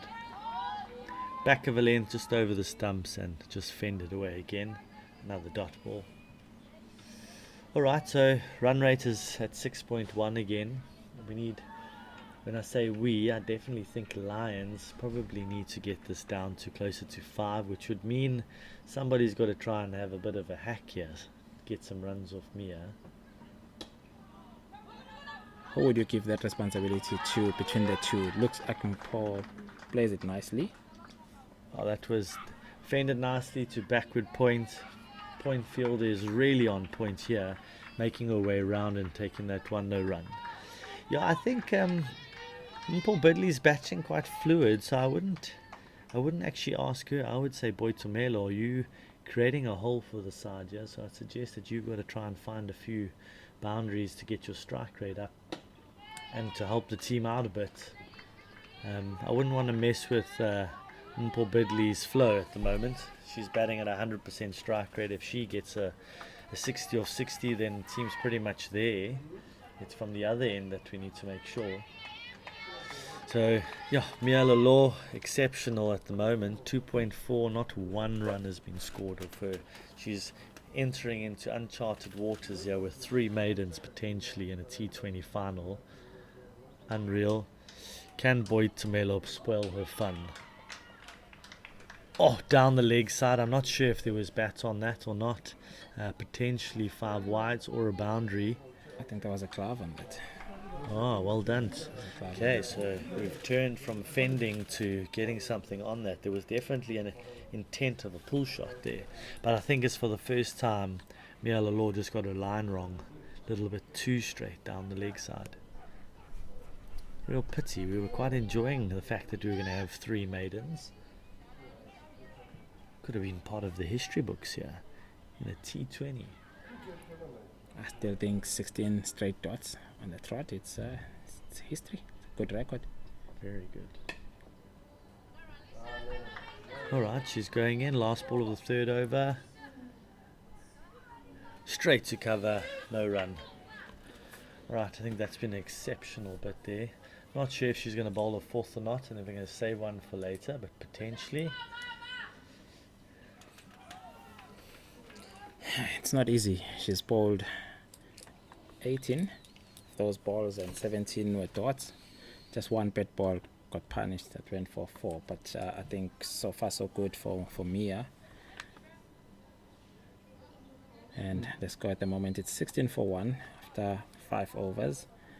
Do you think they are still within the context of the game? If you look at what's happening now, 16 for 1, do you think Lions are still within the touching distance? Yeah, I think if the next 5 overs repeat themselves, then I think, to be honest with you, that hole will be really big.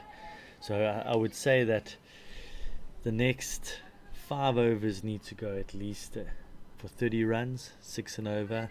Gets them almost halfway there, and then things are on maybe for 1 wicket loss. Then the game will be pretty even Stevens. Let's see how this works out. No ball. No ball. Alright, there's a new bowler in. She's a left arm coming over the wicket. First ball she bowls is a no ball. We're trying to work out the reasoning, and I think it might be the keeper took the ball in front of the line of the stumps. So the square leg ump called that one. What do you think Paul Budley's going to do? Double step, hit it straight to mid wicket? Unbelievable. It's like I've seen this before. A dot of a free hit. Very interesting.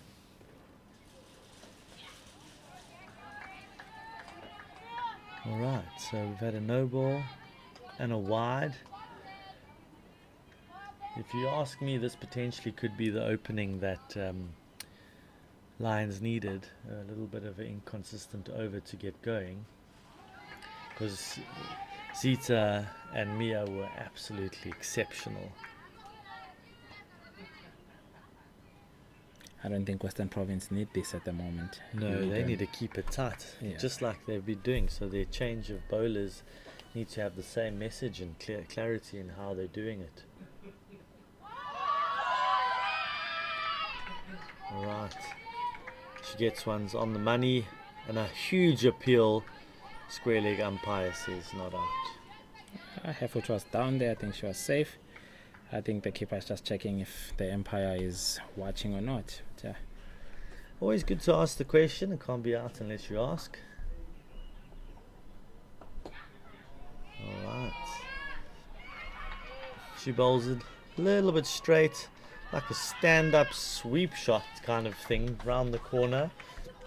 There's only a deep square out, so she's running all the way around, but saves 2 runs, gets the ball back in. Right, this over's gone for 5 already, and there's still 3 balls to go, so definitely helping the run rate for the Lions. would you say they've brought in the spinner a bit too early before they can actually spread the field? Potentially over too soon. Yeah. She bowls a full toss. Mpobedli drives it down the ground, splits the gap between mid-on and cow for 4 runs. Seriously good timing from this girl. Yeah, she doesn't use power. She just times the ball very well. If you want to see how the boundaries are scored here in Woodridge, under 16 National Week final is the place to be. Please come join us. Very interesting play here and very interesting chase by the Lions. We haven't seen anyone on the edge of the seats yet. I'm certainly on the edge of my seat.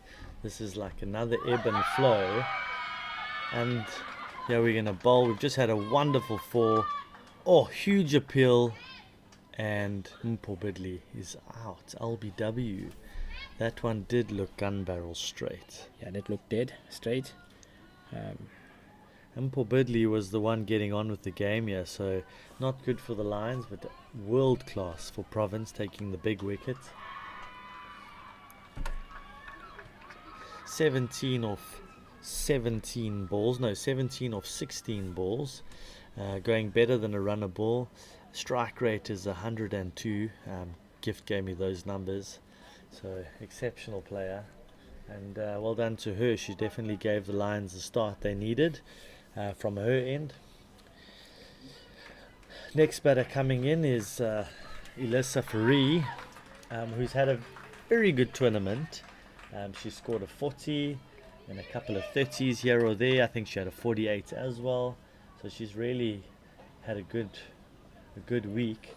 She is a player that is pretty fearless, to be honest. She doesn't really worry about the context of the game. She just gets on with it. So let's see if the final is going to allow her to play that way, or if that's going to dictate that she plays a little bit of a different way. Who knows? Alright, so this over's had a bit of everything. We've had a no ball, a couple of wides, a 2, a 4, even a dot ball in the middle, and now LBW wicket. So we've got one ball to come. What hasn't happened that we can have in this over? Because we've had everything. A 6? Well, yeah, a 6 would be neat. Potential run out. You never know what's on cards. Oh, alright, so she bowls. Left arm, she's changed her action to around the wicket. Wide-ish, edged. Sure. And they turn for 2. This could be quite tight. She's running in slide.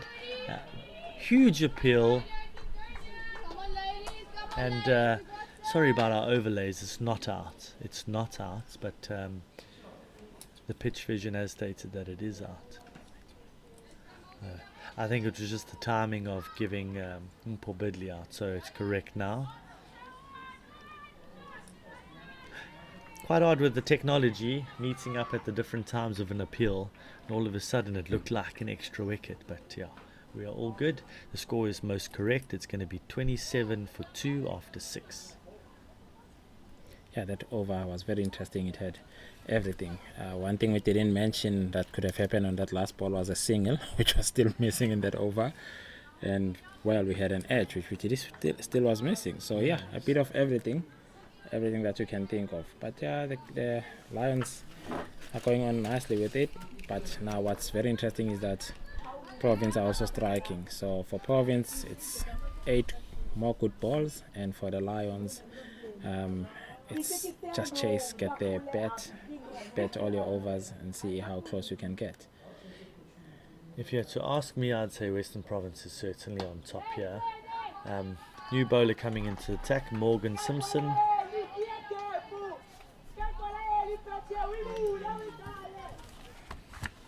First ball is a dot ball. She's a right arm orthodox spinner. Already suggesting quite a consistent spinner, so that's quite good. She looks like a youngster. She's not scared of giving it, eh? She's flighting the ball. Definitely. How do you think the Lions are going to play here? What are your scoring I options definitely here? think they need to sweep. Oh, excellent there from Boyd Tumelo. She gets on her knee and turns it round the corner. There is a deep square, so it's only 1.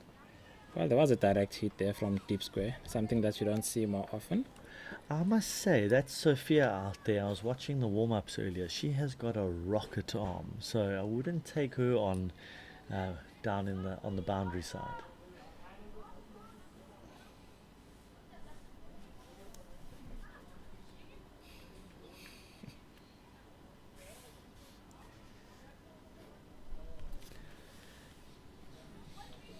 So Morgan is born in 2011, 14 this year, real youngster to the high school space, but already has made a really big difference in the side for the week. Alright, she's coming in. Oh, drops it short, pulled, dropped it mid-wicket. They turn for 2, taking on. Here comes the throw, but make it quite comfortably with a poor throw. That's a chance. That's a top catch. That is a chance straight to the field at mid-wicket. being put down. No excuse for that. Well, let's see what happens here. Fourie was dropped on 2. Let's see where her innings ends up.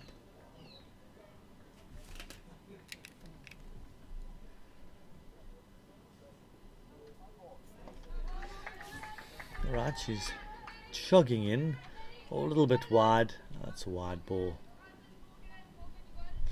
Definitely think for those listening at home, so she's showing that she's doing a nice orthodox action with her fingers, but I think we can definitely get a case of a little bit more side-on rotation in her action. She's quite front-on when she lands, and in general as spinners we want to try and get a little bit more side-on to try and get a bit more rotation and get more revs on the ball. So I think later on, Morgan, if you're listening to this one, take this home. Let's get a little bit side on in our jump, rotate a bit, and it maybe will lead to a bit more spin. Already bowling exceptional stuff though, well done. Morgan bowled that one, and looks like Gqeberha has decided that she's gonna sweep, which is a good option when you're playing a spinner. Use your feet, sweep. I think it's a good option for Gqeberha, especially the way she started with Mia. Bowling to her, it was not easy. Those first 11 balls, it took her 11. On the 12th one, she was off the mark. I think she's going to capitalize now. I think she's happy that the spinner is bowling. But yeah, Morgan is not afraid to give it air. Morgan is not afraid to give the ball some air so that it turns. But looks like the Western Province are going to carry on with the spin. We're going to continue with the spin from the other end. Yeah, look, the run rate's dropped down to 5.8, so the Lions have certainly made a little dent in that now. That one had a bit of bite off the ground. Boy, Tumelo playing it quite high off the bat. So continuing left arm around the wicket. Alright.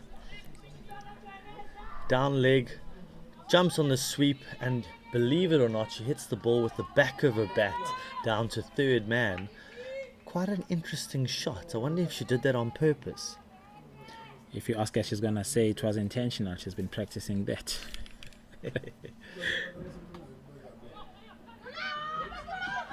Oh. Alright. A serious mix-up here. She slips, the ball comes in, and a run out on the striker side. Fourie has ran herself out, unfortunately. I'm not sure if the keeper had a ball there, but the umpires have given it out. But yeah, it did look like the ball was in and out, but I think the benefit of the doubt is from the camera angle here that the umpire had a better view of it.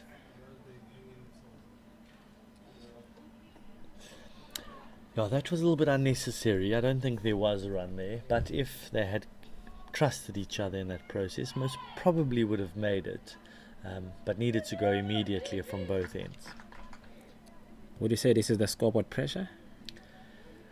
Yeah, I would say so. It's the final pressure, knowing that you need to score runs to win, and every ball matters here. Interesting. I think they're looking at the number of overs, not the number of balls that they have, and that's putting more pressure on them. But it's always like that, in the final, if you put runs on the board and you're chasing, it's not easy because that scoreboard will always haunt you. So hopefully, the Lions can counter that and come up with a plan, and we see more calm players. But the next batter in is Gqeberha for the Lions, right-hand bat.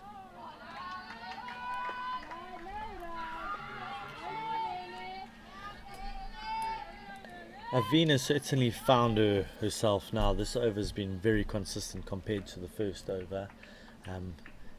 Hitting the ball nicely, sort of targeting the stumps and spinning a little bit away. A little bit wider. Gqeberha finds a dot ball. Couldn't quite find the middle of the bat there. That's the thing about these. If you lose a wicket, there's always, 2 or 3 dots that will follow, and that puts pressure on the batting side. Let's see what Avina does with this one. She pulls one, down leg, tried to sweep her, but she misses that sweep. But she got lucky there, to be honest. That should have been pummeled for 4. There's a really wide area between short 45 and deep square. I think I've put the commentator curse on her, unfortunately. She's bowled 2 wides in a row now after saying she's found her straps and been pretty consistent. So I'm sorry. Hang on. It looks like the Empire is signaling a no ball. Okay, so that cancels out the wide. The no ball supersedes, and that's for the wicketkeeper. Obviously catching the ball in front of the stumps. Free hit. Oh, missed, unfortunately. Was that a wide? However, it is a wide, So and it it's is. still a free hit. Alright, it's all happening here. Yeah. Alright, the captain is going over to have a quick chat to calm her down. Alright, free hit. Let's see what she does. On the knee, sweep. Unfortunately misses the ball. Right, that should be the over.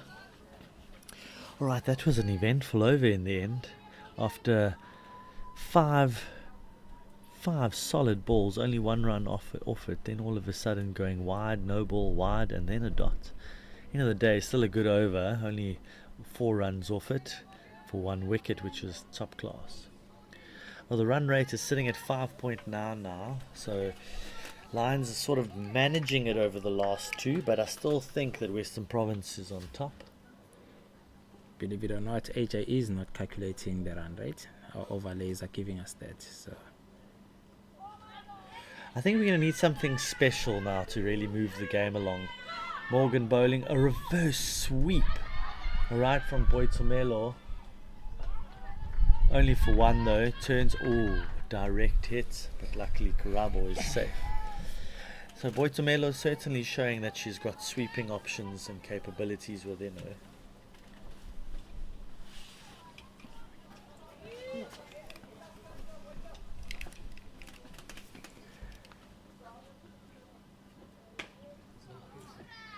Alright, Morgan Simpson is really bowling it very slow.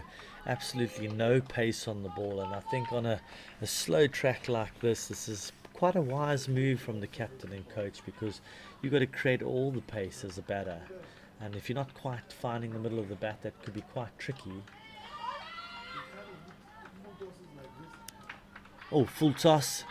Oh, top edge to 45, and they take a single. Really felt like something more could have happened with that ball for Lions, and Morgan got away with that one, so lucky for her. I'm sorry, but as a batter, you have to capitalize on those. You're not gonna get many of those, and this is a final. Put those away. It's a full toss, and you've got huge gaps on long the up, side. reverse sweep, straight to the point fielder. What a waste, unfortunately. But for the bowler's perspective, world class. Two poor balls and got away with him, and I think she must be feeling pretty chuffed with herself.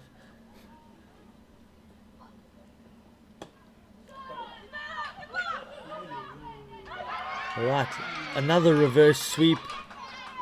Oh, what a brilliant pickup from Aveen, and it's a direct hit run out. Exceptional fielding. That is a game changer in a final. Wow. That's good cricket all round. The reverse sweep, excellent. Fielding at point, excellent. The pickup, take by the keeper, stamping. The batter tried to go back, but the keeper's too quick. So yeah, I think the scoreboard pressure is getting onto these players, but we need someone to, now they need to build a partnership. They need to calm down. We need a partnership of 20-30 just to frustrate Western Province. So yeah, doesn't look good for the Lions at the moment. Let's see what they can do. Hopefully they can build a partnership. I can't help thinking those couple of bad balls and the exceptional fielding that came with it just sort of set up that wicket. If those bad balls were put away, potentially Boitumelo would not have played that reverse sweep and created that opportunity. So I think obviously good bowling, but I think I'm going to put that down to 3 consecutive exceptional moments of fielding that led to that, and obviously that specific catch or stop with the ball and then the throw in with the direct hit was just amazing fielding. So it really did help that she's left-handed, because the ball was hit to that side. So also I suppose from the captain and coaches, having the fielders in the right places. Also, things that you don't always quite notice, but in this moment, that was a huge moment. I reckon if that was a right-handed fielder, would have not been a run out, because obviously you have to change direction and then get the throw in, which would have given Boitumelo time to get back. Anyway, here we go. New batter in is Alyssa Edwards, and 1 ball to come. Morgan in. Alyssa whacks it down the ground for 1 to long on, and it's a single. That's the end of the over. 40 for 4, 68 to win, 11 runs, 11 overs left. We are actually approaching the second part of these innings. 1 more over, then we are going to get into the 11th over. That run rate, required run rate, AJ, has gone up. Really good over, allowed for that, so well done to Morgan and the exceptional fielding.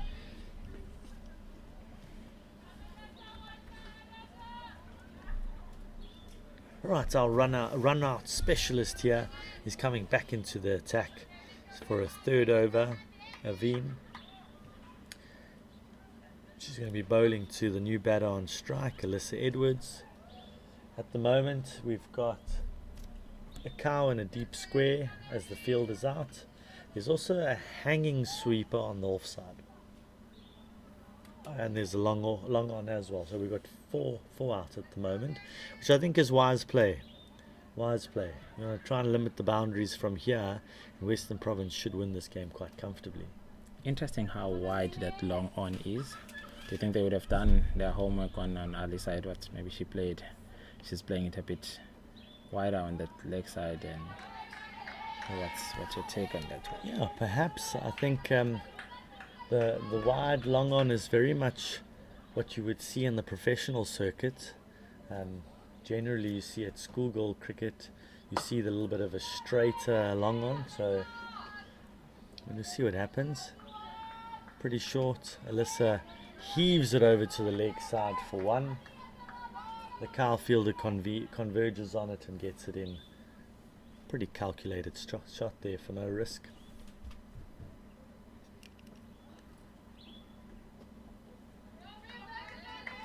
Okay, now Avin comes in and she bowls that 1. It's down leg. I don't think Western Province can afford to be giving easy runs like this. The extras are going to hurt them. The extras are taking Lions closer to the target. I really feel like the batter's got to try and get something on that. I mean, those are gift runs and can make a world of a difference with this chase. Karabo heaves one over mid-off, and they turn for 2. Massive throw. Oh, really good work from the bowler there, but the umpire deems that as not out. I think if we had to go to the big screen, I think that could be rather tight. Who would you give the benefit to? Well, I don't have to go there because there's no big screen, so we're okay. Alright, Karabo, she heaves it to the leg side, takes on 1. They're looking at the potential of a 2, but decide against it. Interesting one there, the fielder at long on. When she threw that ball, she threw it as if she was warming up to bowl, and the fielder at long on there, it's Zita. It's Zaura Titus. So Avin has just bowled that 1 and it's wide. 7 off the over so far and only halfway through, so this is again an over that's bringing Lions back into the game a bit.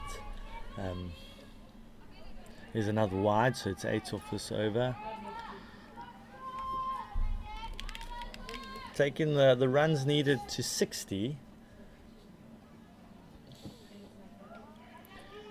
Right, it's coming around the wicket again.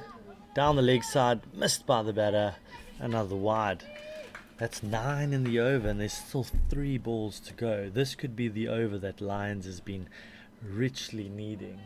Potentially, if they can find a boundary here and turn this 9 into a 15-run over, that could really swing the game into a little momentum on their side. Right, so she's bowling. A little bit down leg again. The batter gets it on 45 is running after it and chases it down. They turn for 2 and make it home quite safely. There's 11 off this over now, so 2 balls to go. Definitely not the over that Western Province was looking for. Alright, where's our bowler going to put this one now? Nice and full on the stumps. Edwards hits it down the ground, and they're looking at a simple one. Right, that's 12 off the over. And that is the over. Sorry, I seem to have missed the ball somewhere there, but that's the over, 12 off it. We're halfway through, and the Lions are 52 for 4. Would you say the game is still even? From this point of view, I'd say it's pretty even. Perhaps maybe leaning towards Western Province at this point, given that they've taken 4 wickets already. The Lions don't seem to bat as deep as Western Province, and that could be the difference. You know, that Zita and Zara little partnership at the end there added an extra 10 runs off their 15 balls, and that could be the real difference in the end here. There are many moments, but let's see. So Morgan Simpson is coming in again from the Calvin Grove end.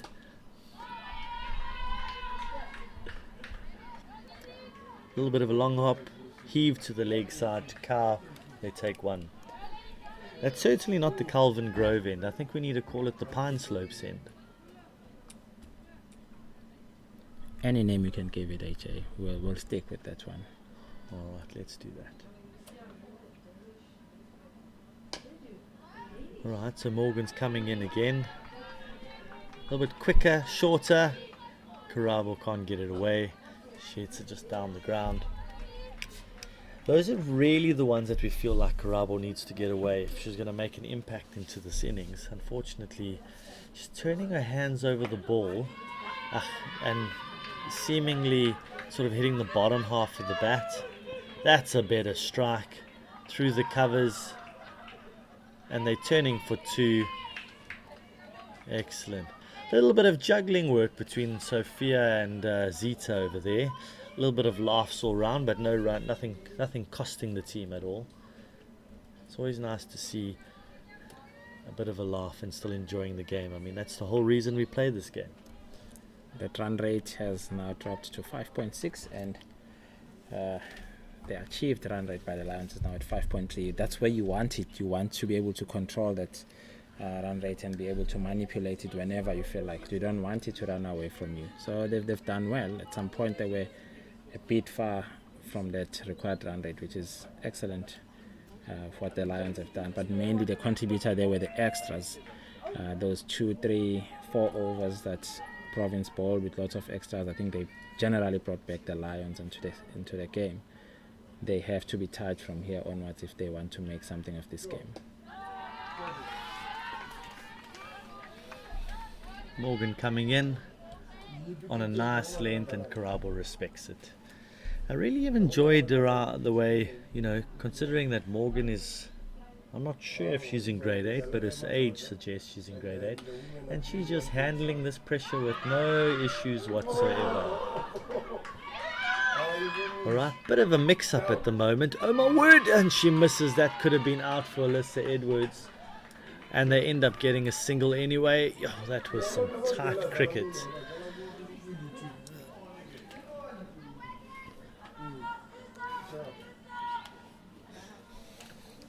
But yes, going back to Morgan, I definitely think she's handling this pressure as a youngster on the side really, really well. I mean, this could only bode her well for future. Playing in an under-16 girls final, 2 years above her age, and handling it with ease. A real champion in the making, if you ask me.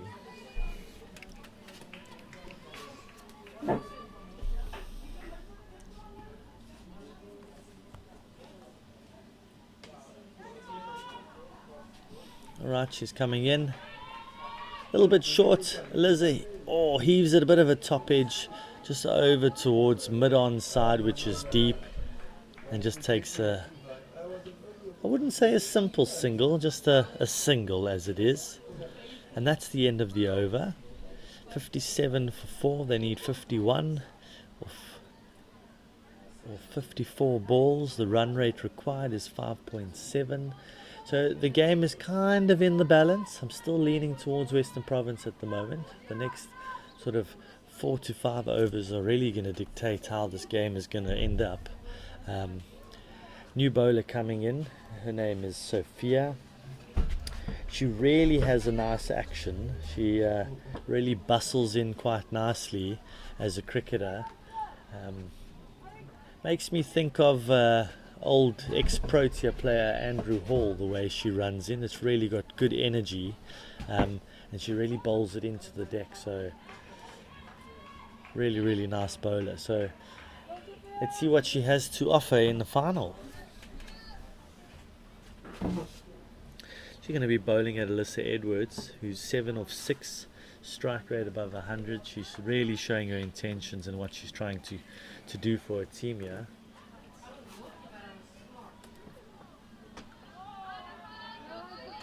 Sophia tends to bowl quite full in the block hole. Oh, just as she proves it there yet again. I don't know if you're all at home watching now, seeing her action. She really has a bounding, running, like really nice action to watch.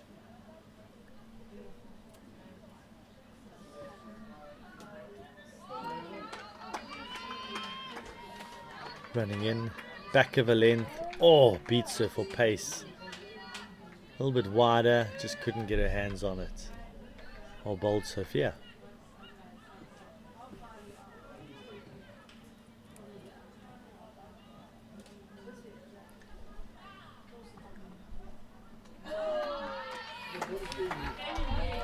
Bustling in again, outside off, beats her again. It's 3 dot balls in a row.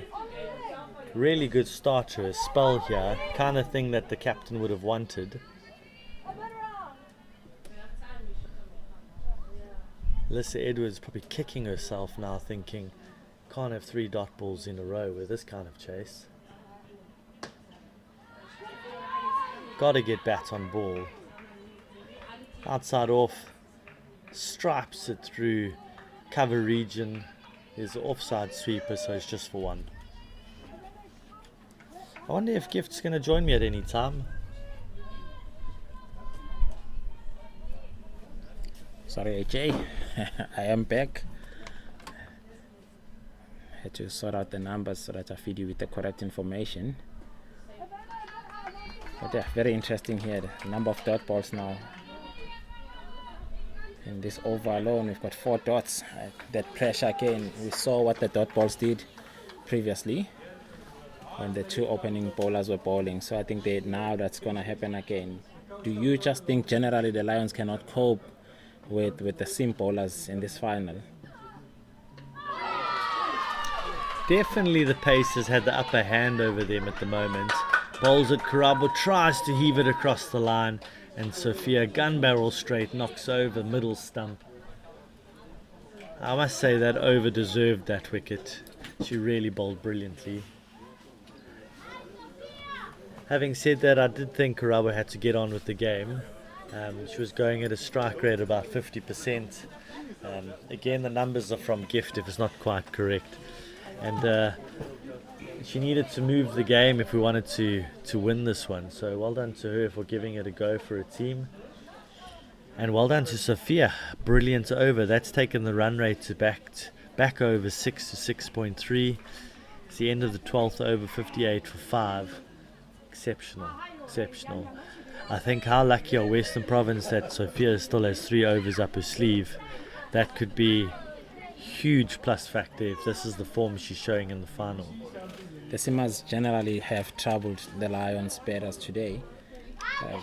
We've seen how they were going at ease when the 2 spinners were bowling. Now that they've put Sophia to bowl, we can see now that the panic starts to set in because of the dots, the pressure that these seamers are putting onto them. And remember, there's still another seamer. Zaura also is a seamer. Do you think the plan will be to bowl seamers now all the way up to the end? That would be interesting to see how the Lions go about that, because I think they've seen that they can play the spinners very well, and now they're just gonna be putting seamers. But who knows? Because we've got the spinner getting ready to bowl the next over. So Oh, they're continuing with Morgan. She's gone fairly well, so I don't think there's any reason to not bowl her. She bowls it. Alyssa Edwards heaves it into the mid-wicket region and just takes one. There's a sweeper out there, so bowling to her field, really good. Right, the new batter on strike is Tyler Jade Harper. She was exceptional in the field today. One little mishap but made up for it beautifully in many spaces. She's a good striker of the ball, so we'll see. Hopefully in a final she can deliver her best. Morgan bowls outside off, and unfortunately Tyler misses it. I think Morgan got lucky with that one. That was wide and asked him to be hit. But a good effort nonetheless. Another dot ball for Morgan. Well, she is getting these dot balls, and it's the pressure building for the Lions. As you see Morgan bowling the next one, and it's hit just slightly wide of her. Yeah, a misfield over there which has allowed the second run. There they go, well done. And they get in quite comfortably. As a youngster, I think she has done well. In this under 16, so very happy. If you're wondering the noise level that's coming here, we've got the coastal teams that is sitting very close to us, very excited to watch the final.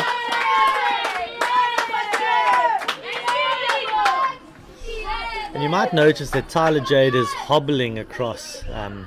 One of the fielding catches that she tried to take, she landed on her knee and damaged it quite a bit, but she's showing real heart in terms of carrying on with the game and trying to get some runs for her team here. Okay, Morgan bowled that one. It was played too long on. You can clearly hear the supporters now cheering for the Lions. So the Lions have supporters here. They've got a team that's backing them. Who do you think that team is that's backing the Lions? Well, it's the noisy bunch below us. They're very cheery, so I think they might have won their third and fourth playoff against Free State. I stand to be corrected, but given their energy, makes me seem like they won their match.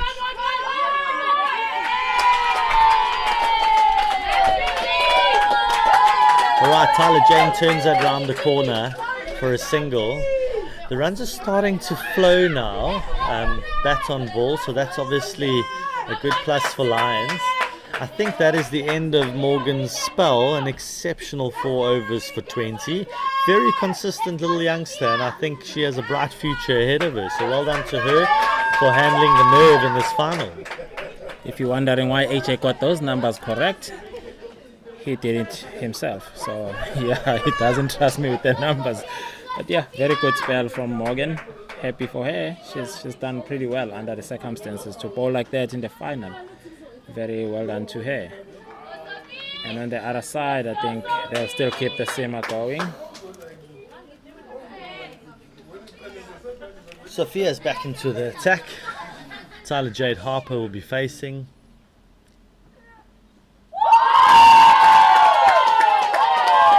She's bustling in. A huge swing and a dot ball.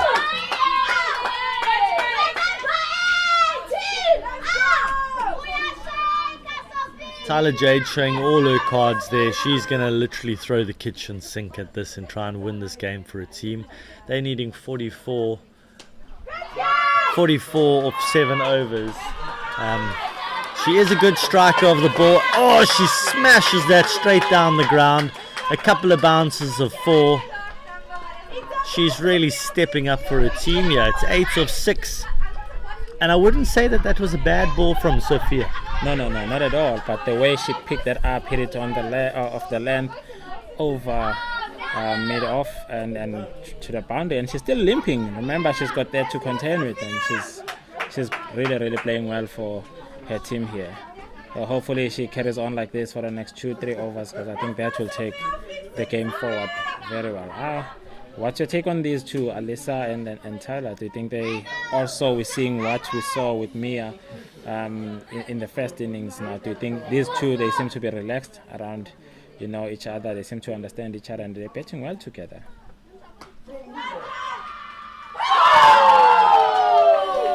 Right, she's bowling a full toss, striped to mid-off and dropped, unfortunately. She recovers quite nicely to keep that to a single.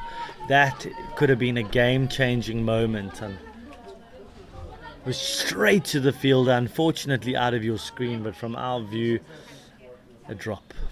That was hit, I have to say that was hit. She measured that one. Yeah, to be fair, that was middle. Outside off and beats Alyssa Edwards again. Can't help but think that perhaps Alyssa Edwards needs to use her crease a little bit laterally to try and target that line. Alyssa hits it nicely through the leg side, and Sophia's bowling it just inside that wide line, which is a good line to be bowling. So perhaps she just needs to think a little bit differently of her plan. But who knows, maybe she'll try and go through the offside. Full toss outside off. Alyssa creams it through the covers for 4. That was a beautiful strike. I think the way she hit that one, the wind direction changed a bit. she measured that one. Very interesting to see how she played that one. Well, I think she pretty much knocked the clouds away.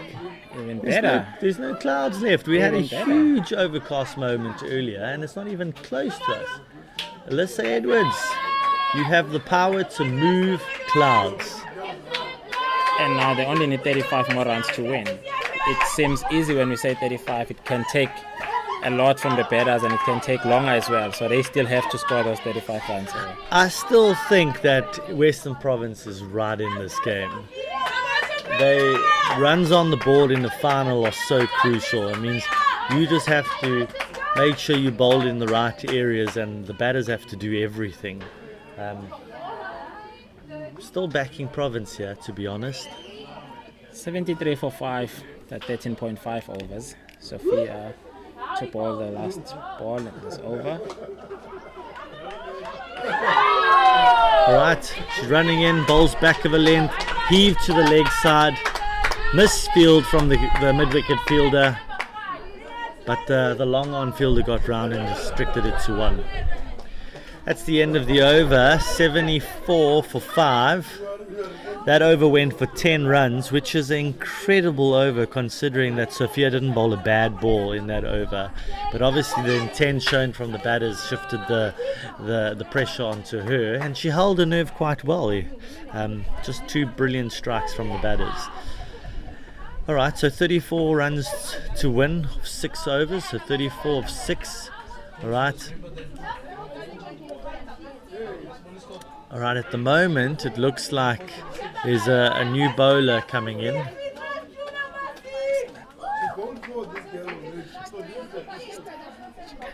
Alright, it seems like the umpire's a bit confused because Morgan is in the attack again and she's already bowled 4 overs. Oh my word.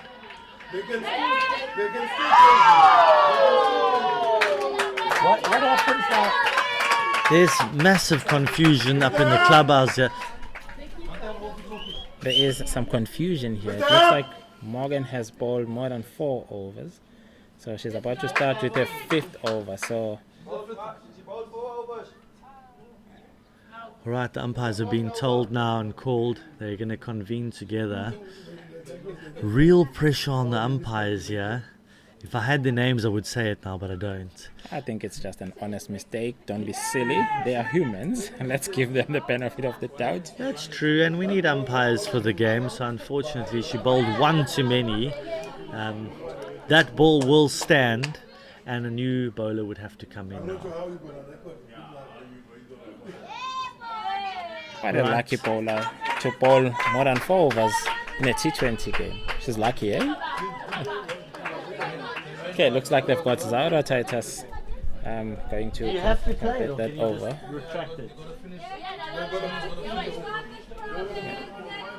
So Zaura Titus is going to be the next bowler. She's busy sorting out her on the manual scoring it's fine, but it's on this thing.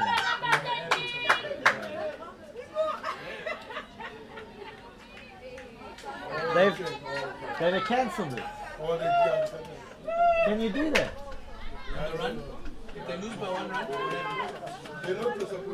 So Zara will be bowling the 15th over. Well, I'm not sure if this is legal, but the umpires have decided that that ball didn't count and put Edwards back on strike and Zara. A bit of drama here at Woodridge. The crowds have disappeared. Calvin Grove was here, it's now not here anymore. Zara Titus is now bowling, and we've lost the run.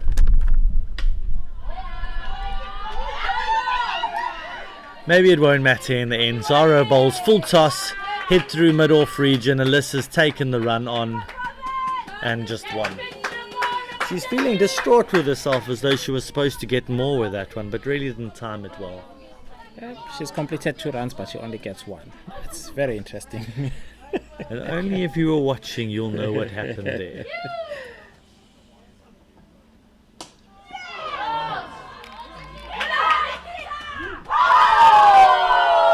Pummeled down the ground. We've got the limpathon happening here. Oh, it was nearly a tight one. Tyler Jade is just going for it. That would have been sent upstairs. That would have been nice to watch and see how close it was. If we had a big screen here, that would be mighty tight. Reminder that we're standing square of the non-striker's crease at the moment, so we've got a pretty good view if things are out or not from our side. Zara Titus is going to get on with her 3rd ball. The field is spread quite a bit at the moment, so singles on offer. Full toss, smash through the cover region to sweeper, and it's just 1. Looks like the plan, if you watch Zara bowling, she's going to bowl it as full as she can. They're more or less doing now what we call death bowling. She's trying to get that yorker going, and with those, you tend to miss your length, and a couple of full tosses are on the cards here. We've got a sweep out, deep fine leg, deep 3rd man, and a deep square at the moment. So mid on, mid off are up. We've got a mid wicket and a cover fielder or extra cover fielder. So definitely, he says to me, she should be bowling sort of back of a length, but everything is pretty full at the moment. So the field set in what's happening is not quite matching at the moment.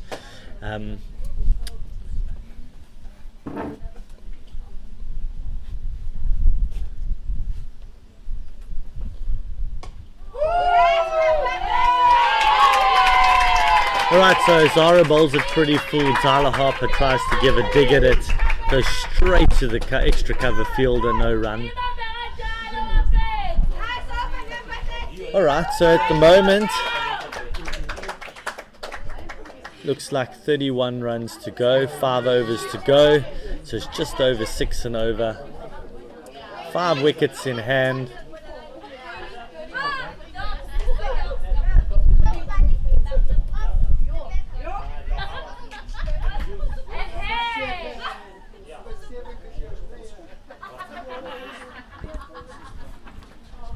Right, so Zita is back into the attack now.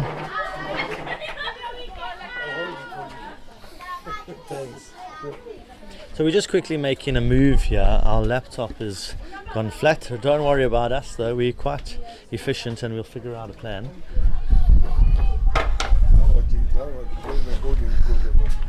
Are you coming here?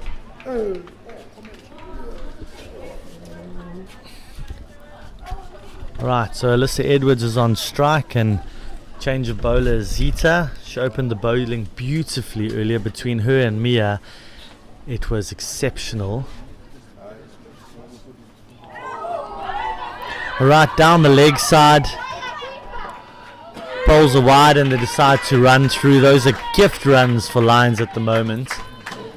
Definitely not what Western Province was looking for. Right, so 29 to win off 30 balls now. The equation has changed just slightly.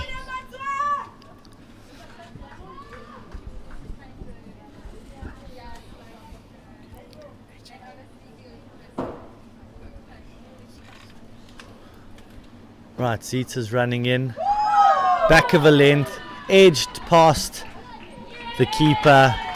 Luckily there's a 3rd man back and it only just goes for 1.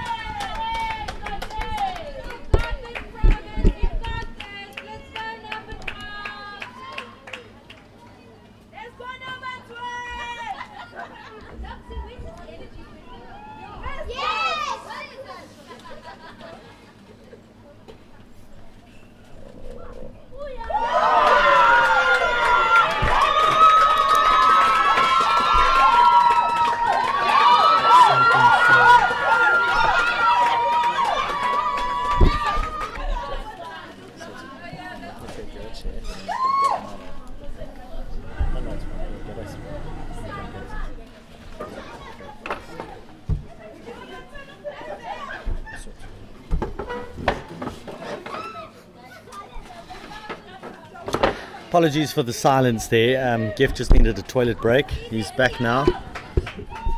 So Zita bowled an exceptional Yorker there and took the wicket of Alyssa Edwards, which was really making an impact in this game. And then the ebb and flow of this game changes again. As I said earlier, I still feel that Western Province game, this one. And we'll see now with the fall of the extra wicket, the 6th wicket, potentially how this game changes. There's a new batter in now. Her name is Danisa, Nonklankla Danisa. Queen's High School girl up in Joburg. She's definitely a good striker of the ball. So it could be game on here. But Zita's just been exceptional today. 1 for 15 in her spell so far. Bustling in. Back of a length. Smashed to square leg and exceptional fielding. You can certainly feel like Western Province's tail is up now and the fielding is backing their bowler. I'd still say the game is evenly poised here. We saw what can happen in those last with those last couple of wickets there. They can still build partnerships, but Zita looks like she's bowling well. She runs in, goes one, a big swing and a miss and a dot, which is exactly what Western Province need at the moment. And this is exactly what Lions don't need at the moment. So. And keep in mind that Mia Lalaw's also still got 1 over left. So you've got Zita's 1 more over after this, and Mia's left. So we've got 2 overs from those players and then 2 from someone else. So it could be interesting. Zita fell over her own feet there. Looks like she doesn't know what happened, but in the day it was still a dot ball. So maybe that was an element of distraction to find an extra dot ball, and good on her if that was the case. Yeah, it looks like it ended up well. Those could be very ugly, can have injuries, but it's all fun. Everyone is laughing about it. She's up, limping a bit, but looks like she's ready to bowl. So yeah, distracted the batter there.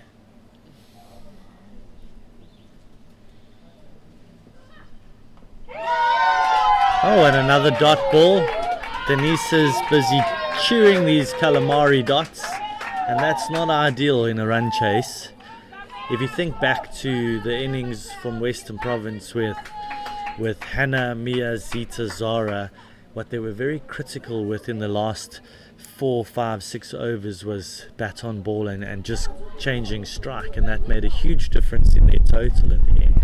And just now when Tyler and Alyssa were going about it, that's exactly what was happening. But now with Denisa coming to strike, although she's only faced a few balls, 4 in total, sorry, it's the case of all of a sudden the runs have dried up from one end. And if you want to win a game like this, it certainly can't be that way.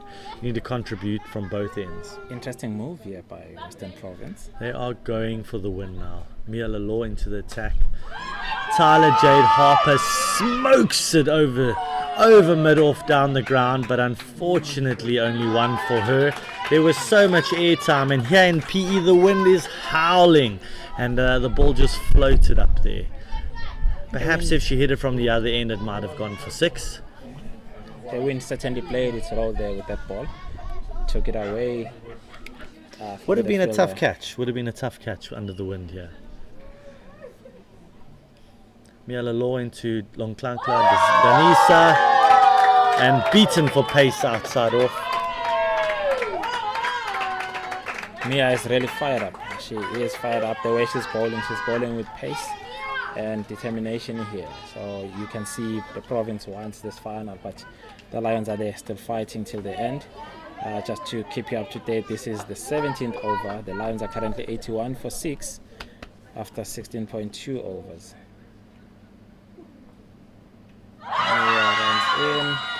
massive appeal. I think it was quite high, and given the bounce that Mia Law gets from her height, definitely going over the wickets. Even though the wicket is slow and low, she still manages to extract some kind of bounce out of this deck. Lions can really not afford to have these dots. They can really not afford to have these dots. We seriously have to talk about this bowling this bowling effort from Mia Law. I mean, she's going 3.4 overs at one wicket for 6 runs in a final is absolutely exceptional. That is the difference in the game right now. If Mia was going at 5 and over, all of a sudden you add 14 runs onto that, you add that to the total, 96 would mean only 12 runs needed for Lions. There's a massive difference. So if you talk about a game-changing spell, Mia Law. And another thought, a good maths lesson that you've just given us, okay, the rundown. You can tell you a simple maths teacher addition and subtract. Maths teacher in your previous life, but we're enjoying that. You're giving us some maths lessons here. The divisions, the additions, what's next, the board must, but we will love it, we'll love it. My high school teacher was Mr. Phillips, and he was really animated, so I remember those days, not for the maths though. Alright, bustling in, quite full, edged outside half of the bat, goes to third man for 1. I think that's a good move for Lions. Tyler Jade Harper is back on strike. But exceptional effort from Mia Law. 4 overs, 1 for 7. Let's give that a clap. What a throw though from Zita, from the boundary, straight to the keeper's gloves. Those are things that makes a huge difference. If it was any other fielder, they would have taken 2, but Zita, I think she's showing some character here. Love what's happening. Looking around the ground at the moment, we can see a couple of people on the edge of their seats now. So we don't know where this game is going, but looks very interesting. Evenly poised, eh? Yeah, 100%. So Zita's running in, back of the length. Tyler tries to heave it to the leg side, bottom edge. Good fielding from the Western Province square leg fielder. That looks like Morgan. I think that's Morgan. Yeah. She is really standing up for her province today. I can definitely see Tyler Harper is trying to attack this leg side boundary here. And she is cleaned up by Zita. Middle stump, off stump, not out the ground but castled. Lions feeling the pressure of the heat, having to score runs. I think as simple of getting bats on ball can get you right down to the last over here. Things are really heating up here. We see some Lions supporters with 1 foot on the chair, 1 foot down, some on the edge of their seats. It's an interesting view from where we are. And we've got supporters that are going, go VP. I'm thinking that is Western Province, the VP. They're going VP. Yeah, but they don't strike me as Afrikaans, so they're saying VP, so maybe they're talking about the Vipers, but I don't know who the Vipers are here today. I think it's VP, so yes, Western Province. The supporters are behind them. Interesting, nice atmosphere around the field. Almost everyone is now watching this game. It's excellent. Yeah, so deserving of a final. It's the kind of thing you want. It's going down to the last 3 overs of the game, which is also a treat. And I said it again, the game is certainly provinces, and only if Lions were to win it, they've got to literally take it from their miss and hope and just basically take it out of their hands. I think their coach at the moment has got if she's got 10 fingers, which I'm pretty sure she does, I've seen them, she's got about 7 on the trophy at the moment. And those last 3 wickets will be her last 3 fingers. Running in. Oh, outside off, missed, and it's a wide. Now, AJ, let's take this through now. Zita is bowling her last over. Mia is done. Do you think they might have bowled them a bit too early? Because those last 2 overs might come back to haunt them if they don't have one of your strike bowlers to bowl that last over at least, or the second last over. That's certainly an interesting one, but I think they came to take out Alyssa and Tyler Jade, and they absolutely did that. So I think in the end of the day, the risk was worth it. The risk was certainly worth it. I'm not sure what's going on here. There was a huge appeal for LBW, and now the umpires are coming together to check something. I think he's checking for an inside edge.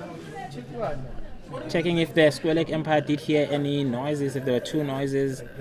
And it'll be the first time, if this is given out, it'll be the first time I would have seen a consultation with the square leg umpire to give an LBW out. It looks like they've said not out. And I think that's a wise choice, Gift. Very wise, very wise. We would have had some unhappy spectators here, but the game carries on.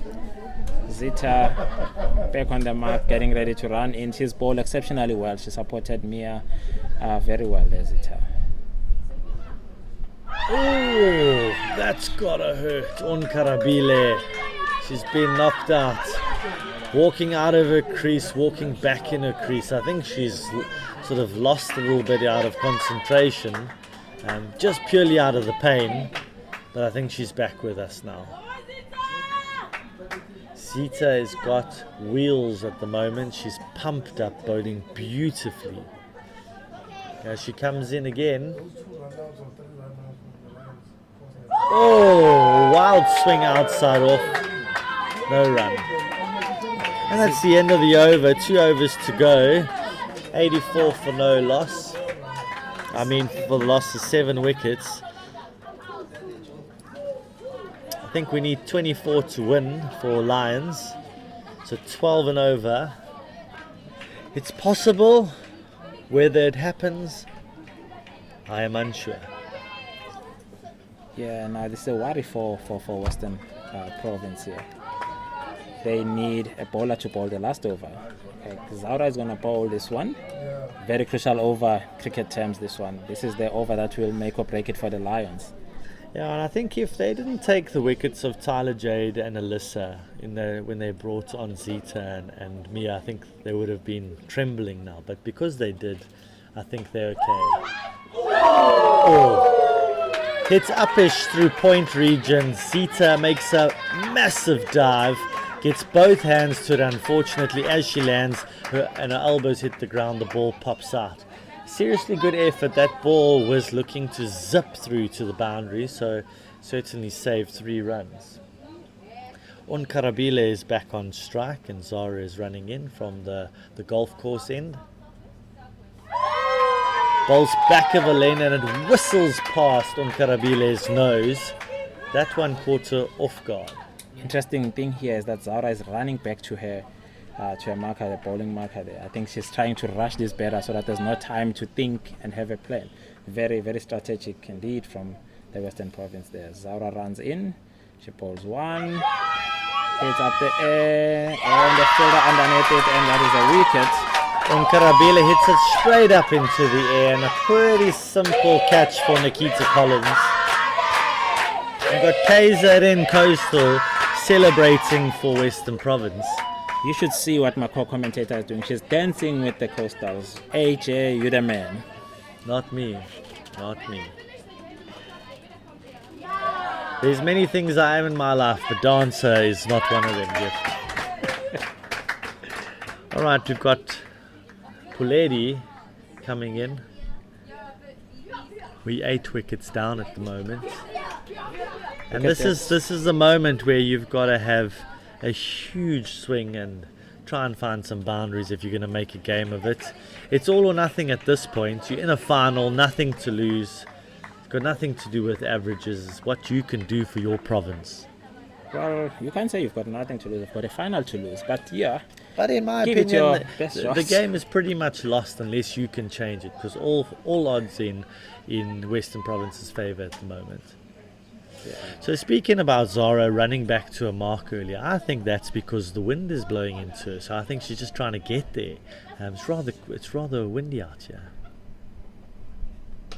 And a massive strike from Puledi with a hanging mid-off fielder, and unfortunately didn't have to move and drops it. I'm not sure that's going to make a difference in the game, but that was a beaut of a strike. It's a chance. But again, into the wind. They got to pick their ends better. I like what Zara is doing here. She's back on her marker, ready to ball. Forgot about that one. Let's see. Klankla Denisa is facing. Back of a length. Strikes it over point. It's running. Potentially 2 is on. Klankla misfields and she turns for 2 and makes it quite safely.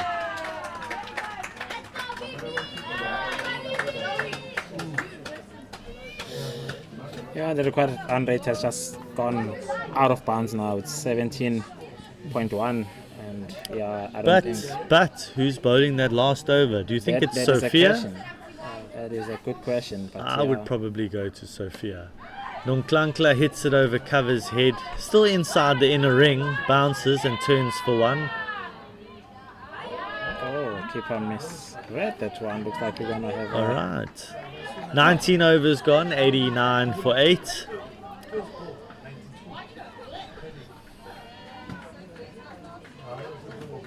This is the final that we are looking forward to. This is the final that we wanted to watch.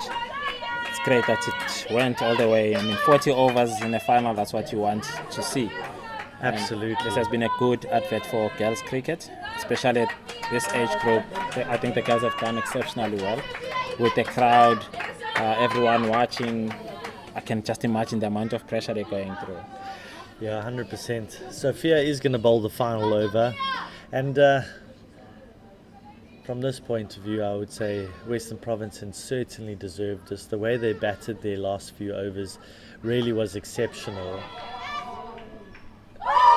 Another huge strike down the ground from Nonklankla Denisa. Unfortunately, a drop catch. And then palmed by the extra fielder for 4. Is there something on your Gift? Is there a chance? Yeah, looks like Nonklankla, she's here, she means business, she just wants to get on with it. She's not going to hold back. Like you have said, she's got nothing to lose. If she goes out trying instead of, just losing for the sake of losing. So, yeah, interesting. Let's see what Sophia can do here. I want to see the skill level that Sophia is bustling in again. Wide ball down the leg, and Nonklankla is turning for 2 and is going in. That is interesting. That is now 7 off the first ball effectively. Yep. Very much so. So now they need... I can't see. These overlays are not helping me and my maths is dodgy as... But it's 12 runs to go. 12 or 5. All of a sudden this game is wide open. Oh, and there's a dot ball. Exceptional effort from Sophia. She's even giving a little bit of a stare down to Nonklankla.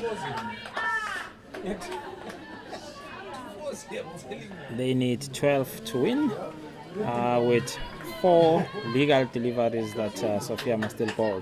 And at the moment, there's no deep square or deep fine leg. So potentially something is on. Nonklankla double steps and hits the ball for 6 over, long off. That is exceptional strike from Nonklankla. Out of nowhere. Down and out. Yeah. Nonklankla Denisa. This is taking me back to a World Cup T20 final in India, and there was Ian Bishop spoke about, remember the name, Carlos Brathwaite for West Indies, who's clinched the World Cup final out of England's hands. Can Nonklankla Denisa do the same? She's 1 hit away from taking a win out of the jaws of Western Province. That was exceptional. I think Bish will be so proud of you that you remember that moment, AJ. So yeah, well done on remembering that. But yeah, we've got a game in our hands here. This is interesting. Still no deep square. There's a cover sweeper out, long on, long off, and cow. Over deep square. Bounces, 2 bounces, 3. It's rolling, and it's a boundary. Nonklankla Denisa, 1 run away from a tie. Oh my word. What are the chances of a super over? Do we have one? There are 2 balls left. 2 runs required to win. 1 run required for a tie. Potential super over suggested by Gqeberha. That would be so fitting. That would be nice. Nonklankla Denisa. Where if she hits 1 down the ground, she can tie the game. What is she going to do? Is she going to go for the win? Slower ball. Alright, she smashes it down the ground. They go for 1. Alright, the scores are level. The scores are level. There's 1 ball to go. Definitely a super over on the cards. This is an unbelievable final over. The entire field is coming in the ring now. Puledi is on strike. Her knees are shaking. We can see it from here. We're 60 meters away. The bat is waving like a wand. I'm almost certain Nonklankla Denise is already sprinting. Alright. We have a super over. We have a super over. Unbelievable final. I cannot believe what we watched now. I think it is Nonklankla Denisa, you beauty. Well done to Sophia for saving that last one. That was insane. So the scores are tied, right? Confirmed the scores are tied. We are down to a super over. Scores are tied, yes. Now you remember that white and low ball? That's the one, right? That's the one. We're going back. Oh my goodness. There's a few moments that happened in this game, and the crowd is suggesting there was a run somewhere here and there, and that could have been the difference. And we said potentially that 1 run will make the difference, and here we sit with a tie. I called for the super over. Did you see that happening? I must be honest, you called for the super over with 1 ball to go. No. With 2 balls to go. I think it was pretty obvious at that point. No. But this is going to be interesting. This Very is interesting. so fitting for a final. What an amazing game. There was a hero in there in terms of Nonklankla Denisa. That 6 and 4 was so timely against the run of play. Wow. Now let's talk the super over if it does happen here. Who's going to bowl it for the province? Mia? The scores are tied. Look, Zita? so Lions need to bat now because they padded up. So Alright, looks like there's a shit. that What's goes happening? I'm not sure. Let's first find out quickly from the umpires what's going to happen before we dictate the game They further. look like they're stopping the teams from shaking hands. Something exciting is about to happen here. Teams are not shaking hands yet. I feel like a song right now. I feel like a song. Like someone's lost the plot. Surely this should be clear now and we should know exactly what's happening. I think they're still going to confirm the scores.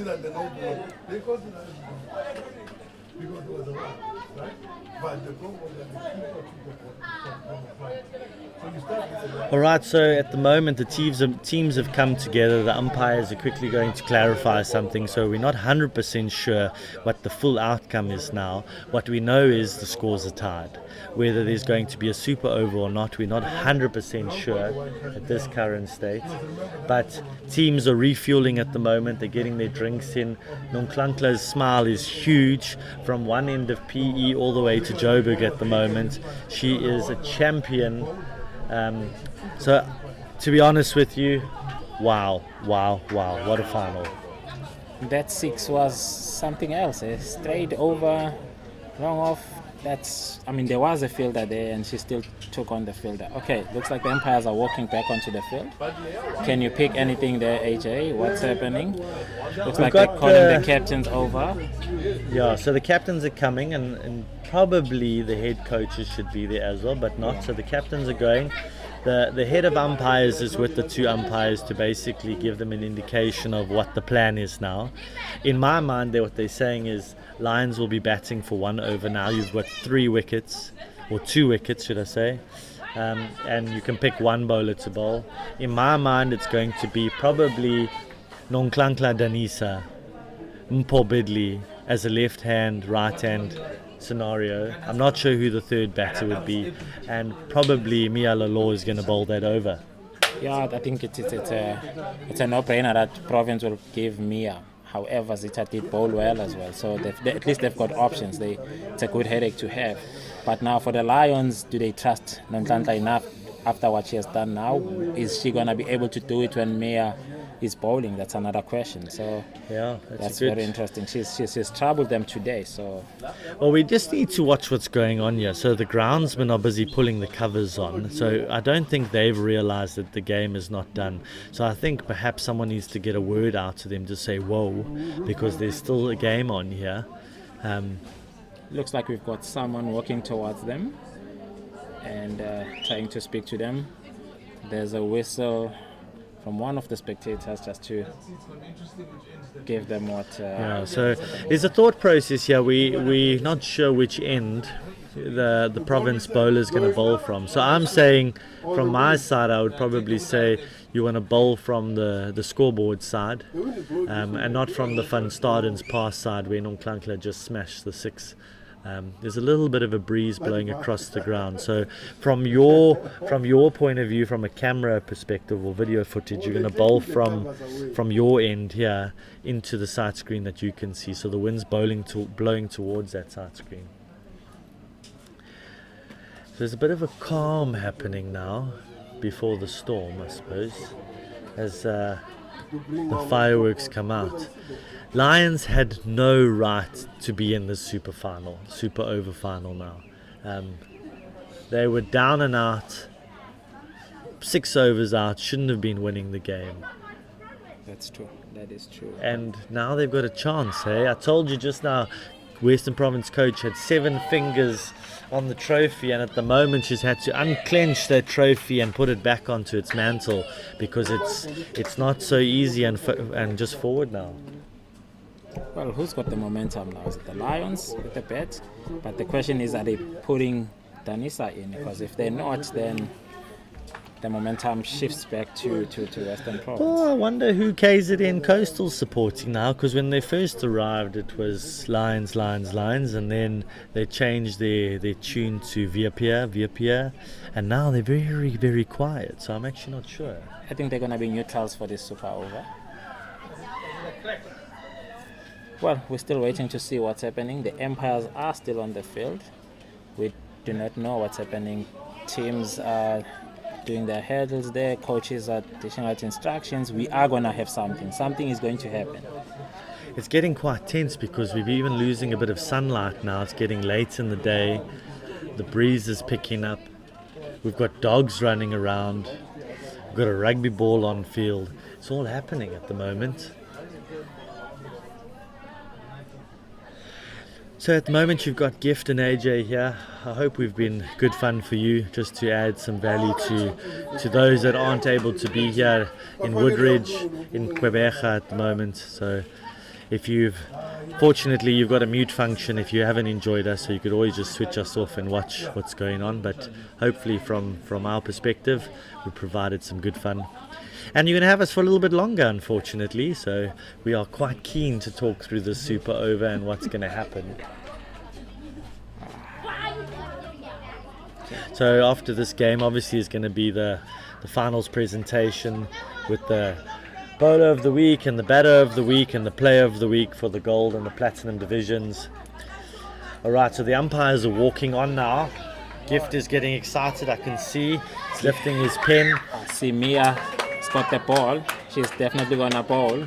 She's got the hanger. Look at her face. That's the game face that she's put up there. Absolutely. That is Mia focused. You'll never see Mia so focused. If her teachers are watching or they're listening, this is how you get Mia to focus. And as suspected, she's definitely picking the side that we suggested from. So she's going to bowl downwind, so the batters have to hit into the wind. We can't quite see who the batters are. It looks like Nonklankla Danisa is still padded up and walking on. We're not sure who her partner is at the moment. The Lions coaches are keeping this away from us. They don't want us to see who's coming in. I think they're playing tricks also on the opposition here. Oh wait, hang on. We've got someone from Here we are. Alyssa Edwards and Nonklankla Danisa. Two right-handers. I really thought they were going to go with a left-right-hand combination. Especially Paul was striking it well. But having said that, Miela Law bowls back of a length, and both these girls are bottom-handed players, if we could say that, so perhaps that would lead to their strengths. Do you think anyone's going to get hit in the helmet now? I think Mia is quite... Ribcage? She looks quite angry. Eh? Ribcage possibly. This might backfire. What happens if Nonklankla gets the first one here? I'm not saying it's going to happen. This might backfire. She came at the back end of the innings where she just had to swing, nothing to lose, but now there's no score on the board. That's true. I mean, if I look at the scoreboard, I see scores, but what you're saying is we're starting again. Starting again. It's So a totally different game This now. is a new game now. But there is momentum for the Lions batter. Nonklankla's taking the first ball. She's obviously got the momentum. There's no square. Can we at the call this a moment. T1? This is a T1. There we go. There's no cover sweeper, there's no deep square, there's no cow. Miela Law's running in. Nonklankla Danisa swings and misses. First ball a dot, and no surprise, Miela Law dot ball. What happens if now the super over becomes a maiden over? Wow. Can you Interesting. imagine? That Yeah. would be no surprise if we know Miela Law. Would you believe it? Yes. A maiden over. But the striking ability of Nonklankla Danisa, nah, I don't think so. She comes in again. Nonklankla strikes it through to long on. Alyssa Edwards turns super fast and is in no time. Nonklankla Danisa is run out. She was drifting. I truly believe Alyssa Edwards was doing the right thing there, trying to turn for a quick two, and Nonklankla Danisa was not on the same plan as her. But having said that, there was still 1 run scored. Good awareness now from Zara Titus, who was the fielder, not to throw on the bowler's end. She threw that one straight to the keeper. That's good awareness. She could see that Nonklankla Danisa was not Exceptional awareness. and the throw was so accurate. So very interesting. I did say, what if this backfires? Now Nonklankla Danisa is gone, and now it looks like we've got Tyler Jade Harper has come in.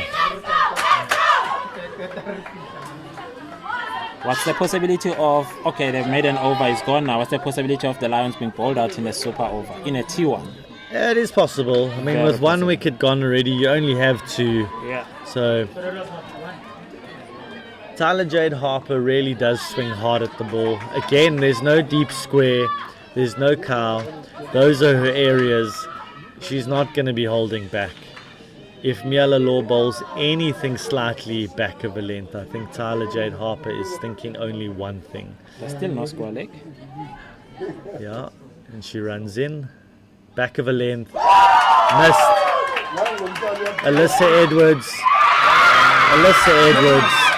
trying to sneak a run, gets run out of the fast on the non-striker's end. Heavily disappointed at the moment. With 4 balls to go still, the super over is done. Did I not call it? One game to Give me credit where it's due. 1 run. I did say this was going to backfire. I think the Lions should have kept a left and right combination. It backfired. Danisa did not face Mia. Mia is bowling a different length altogether than what she faced in that last over. That is not on. I think they've just lost it there. Yes, she had a momentum hitting the ball, but think about it.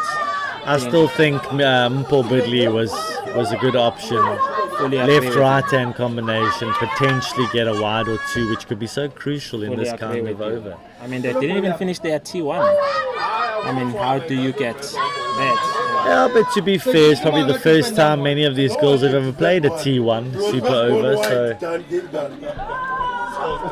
Oh, very interesting. So, Province need 2 runs. 2 runs to win. Yeah. What do you think for another super over? No, we're done now. There's no more super over. So what happens if this is tied again? It won't happen. But That cannot happen. Hypothetically, if it happens, then Province will bet first because they're betting last now. So they will have. Or wouldn't it go down to most boundaries or I something think it will like go that? by ball. But what if it's identical? Anything We'll leave is that up possible. to the umpires. Yeah, anything is possible. We'll just commentate on what we see. The umpires haven't moved. They are having a conversation. I think we've got lots of teams here watching the girls. Most of the teams have completed their games and they are here supporting the girls, which is nice to see. Who do you think's going to bat for Western Province? I would put a Sarah Lee, that Sasha Lee, a wicket keeper. And look, to be quite honest, I would say Mia must go bat because you still have a Zaura to come in at 3. So they are pretty much sorted in terms of the options that they have. As I say that Mia has padded up, Sasha Lee has padded up. I've called it again. Gift tends to know things, I won't lie. All right, there's big pressure here. I'm trying to see who's going to take the ball for the Lions. Coastal's definitely supporting Western Province, so they haven't changed their tune, and which is good. And it looks like Alyssa Edwards is going to take the ball. Coastals are supporting VPA, so we have remained neutrals. Please, let's. Absolutely.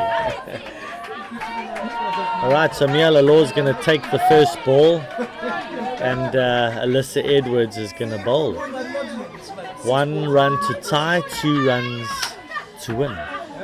It would be sad if this finishes, if the extras will give us the results here. It will be very sad. We still need to see the runs coming off the board. Having watched Alyssa Edwards this week, I doubt that she's going to bowl a wide. She's been pretty consistent hitting the stumps.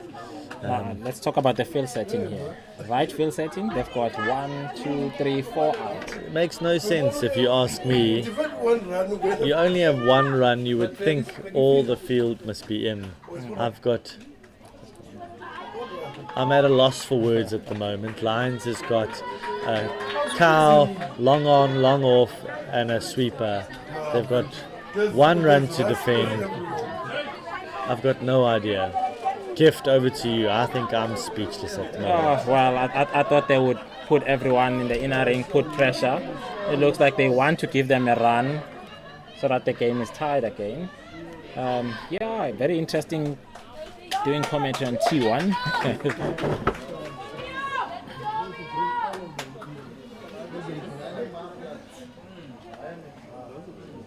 Okay, Alyssa on top of her mark, getting ready to bowl. She runs in. Mia on strike. She bowls 1, and a misfield by the Lions player at point, and Western Province have actually won it the first ball. Western Province win the National Week, Girls Under 16 National Week, and how fitting Mia Lalo hits the winning runs. She has had an exceptional game. As you can see on the stream, the team is all over her in celebrations. What an amazing game, and well done to Western Province. Deserving winners. It's been fun. I think Western Province deserves this. Credit must be given to the Lions though, the way they've started and the way they've won consistently to be in this final. They've done exceptionally well to come back from that loss and end up being in a final, and not just playing the final but being in the super over. That is exceptional. These girls can take a lot of pride back home. They've done super well. I think they've gone beyond their limits, and I think we should be happy with what they've done. Yeah, well done. Gift, thank you for the stint. Appreciate your time. To everybody out there, cheers. Thank you for joining us. Hopefully we'll talk to you soon. Thumbs up. I'll give you the thumbs up. I'll give you the thumbs up, Gqeberha.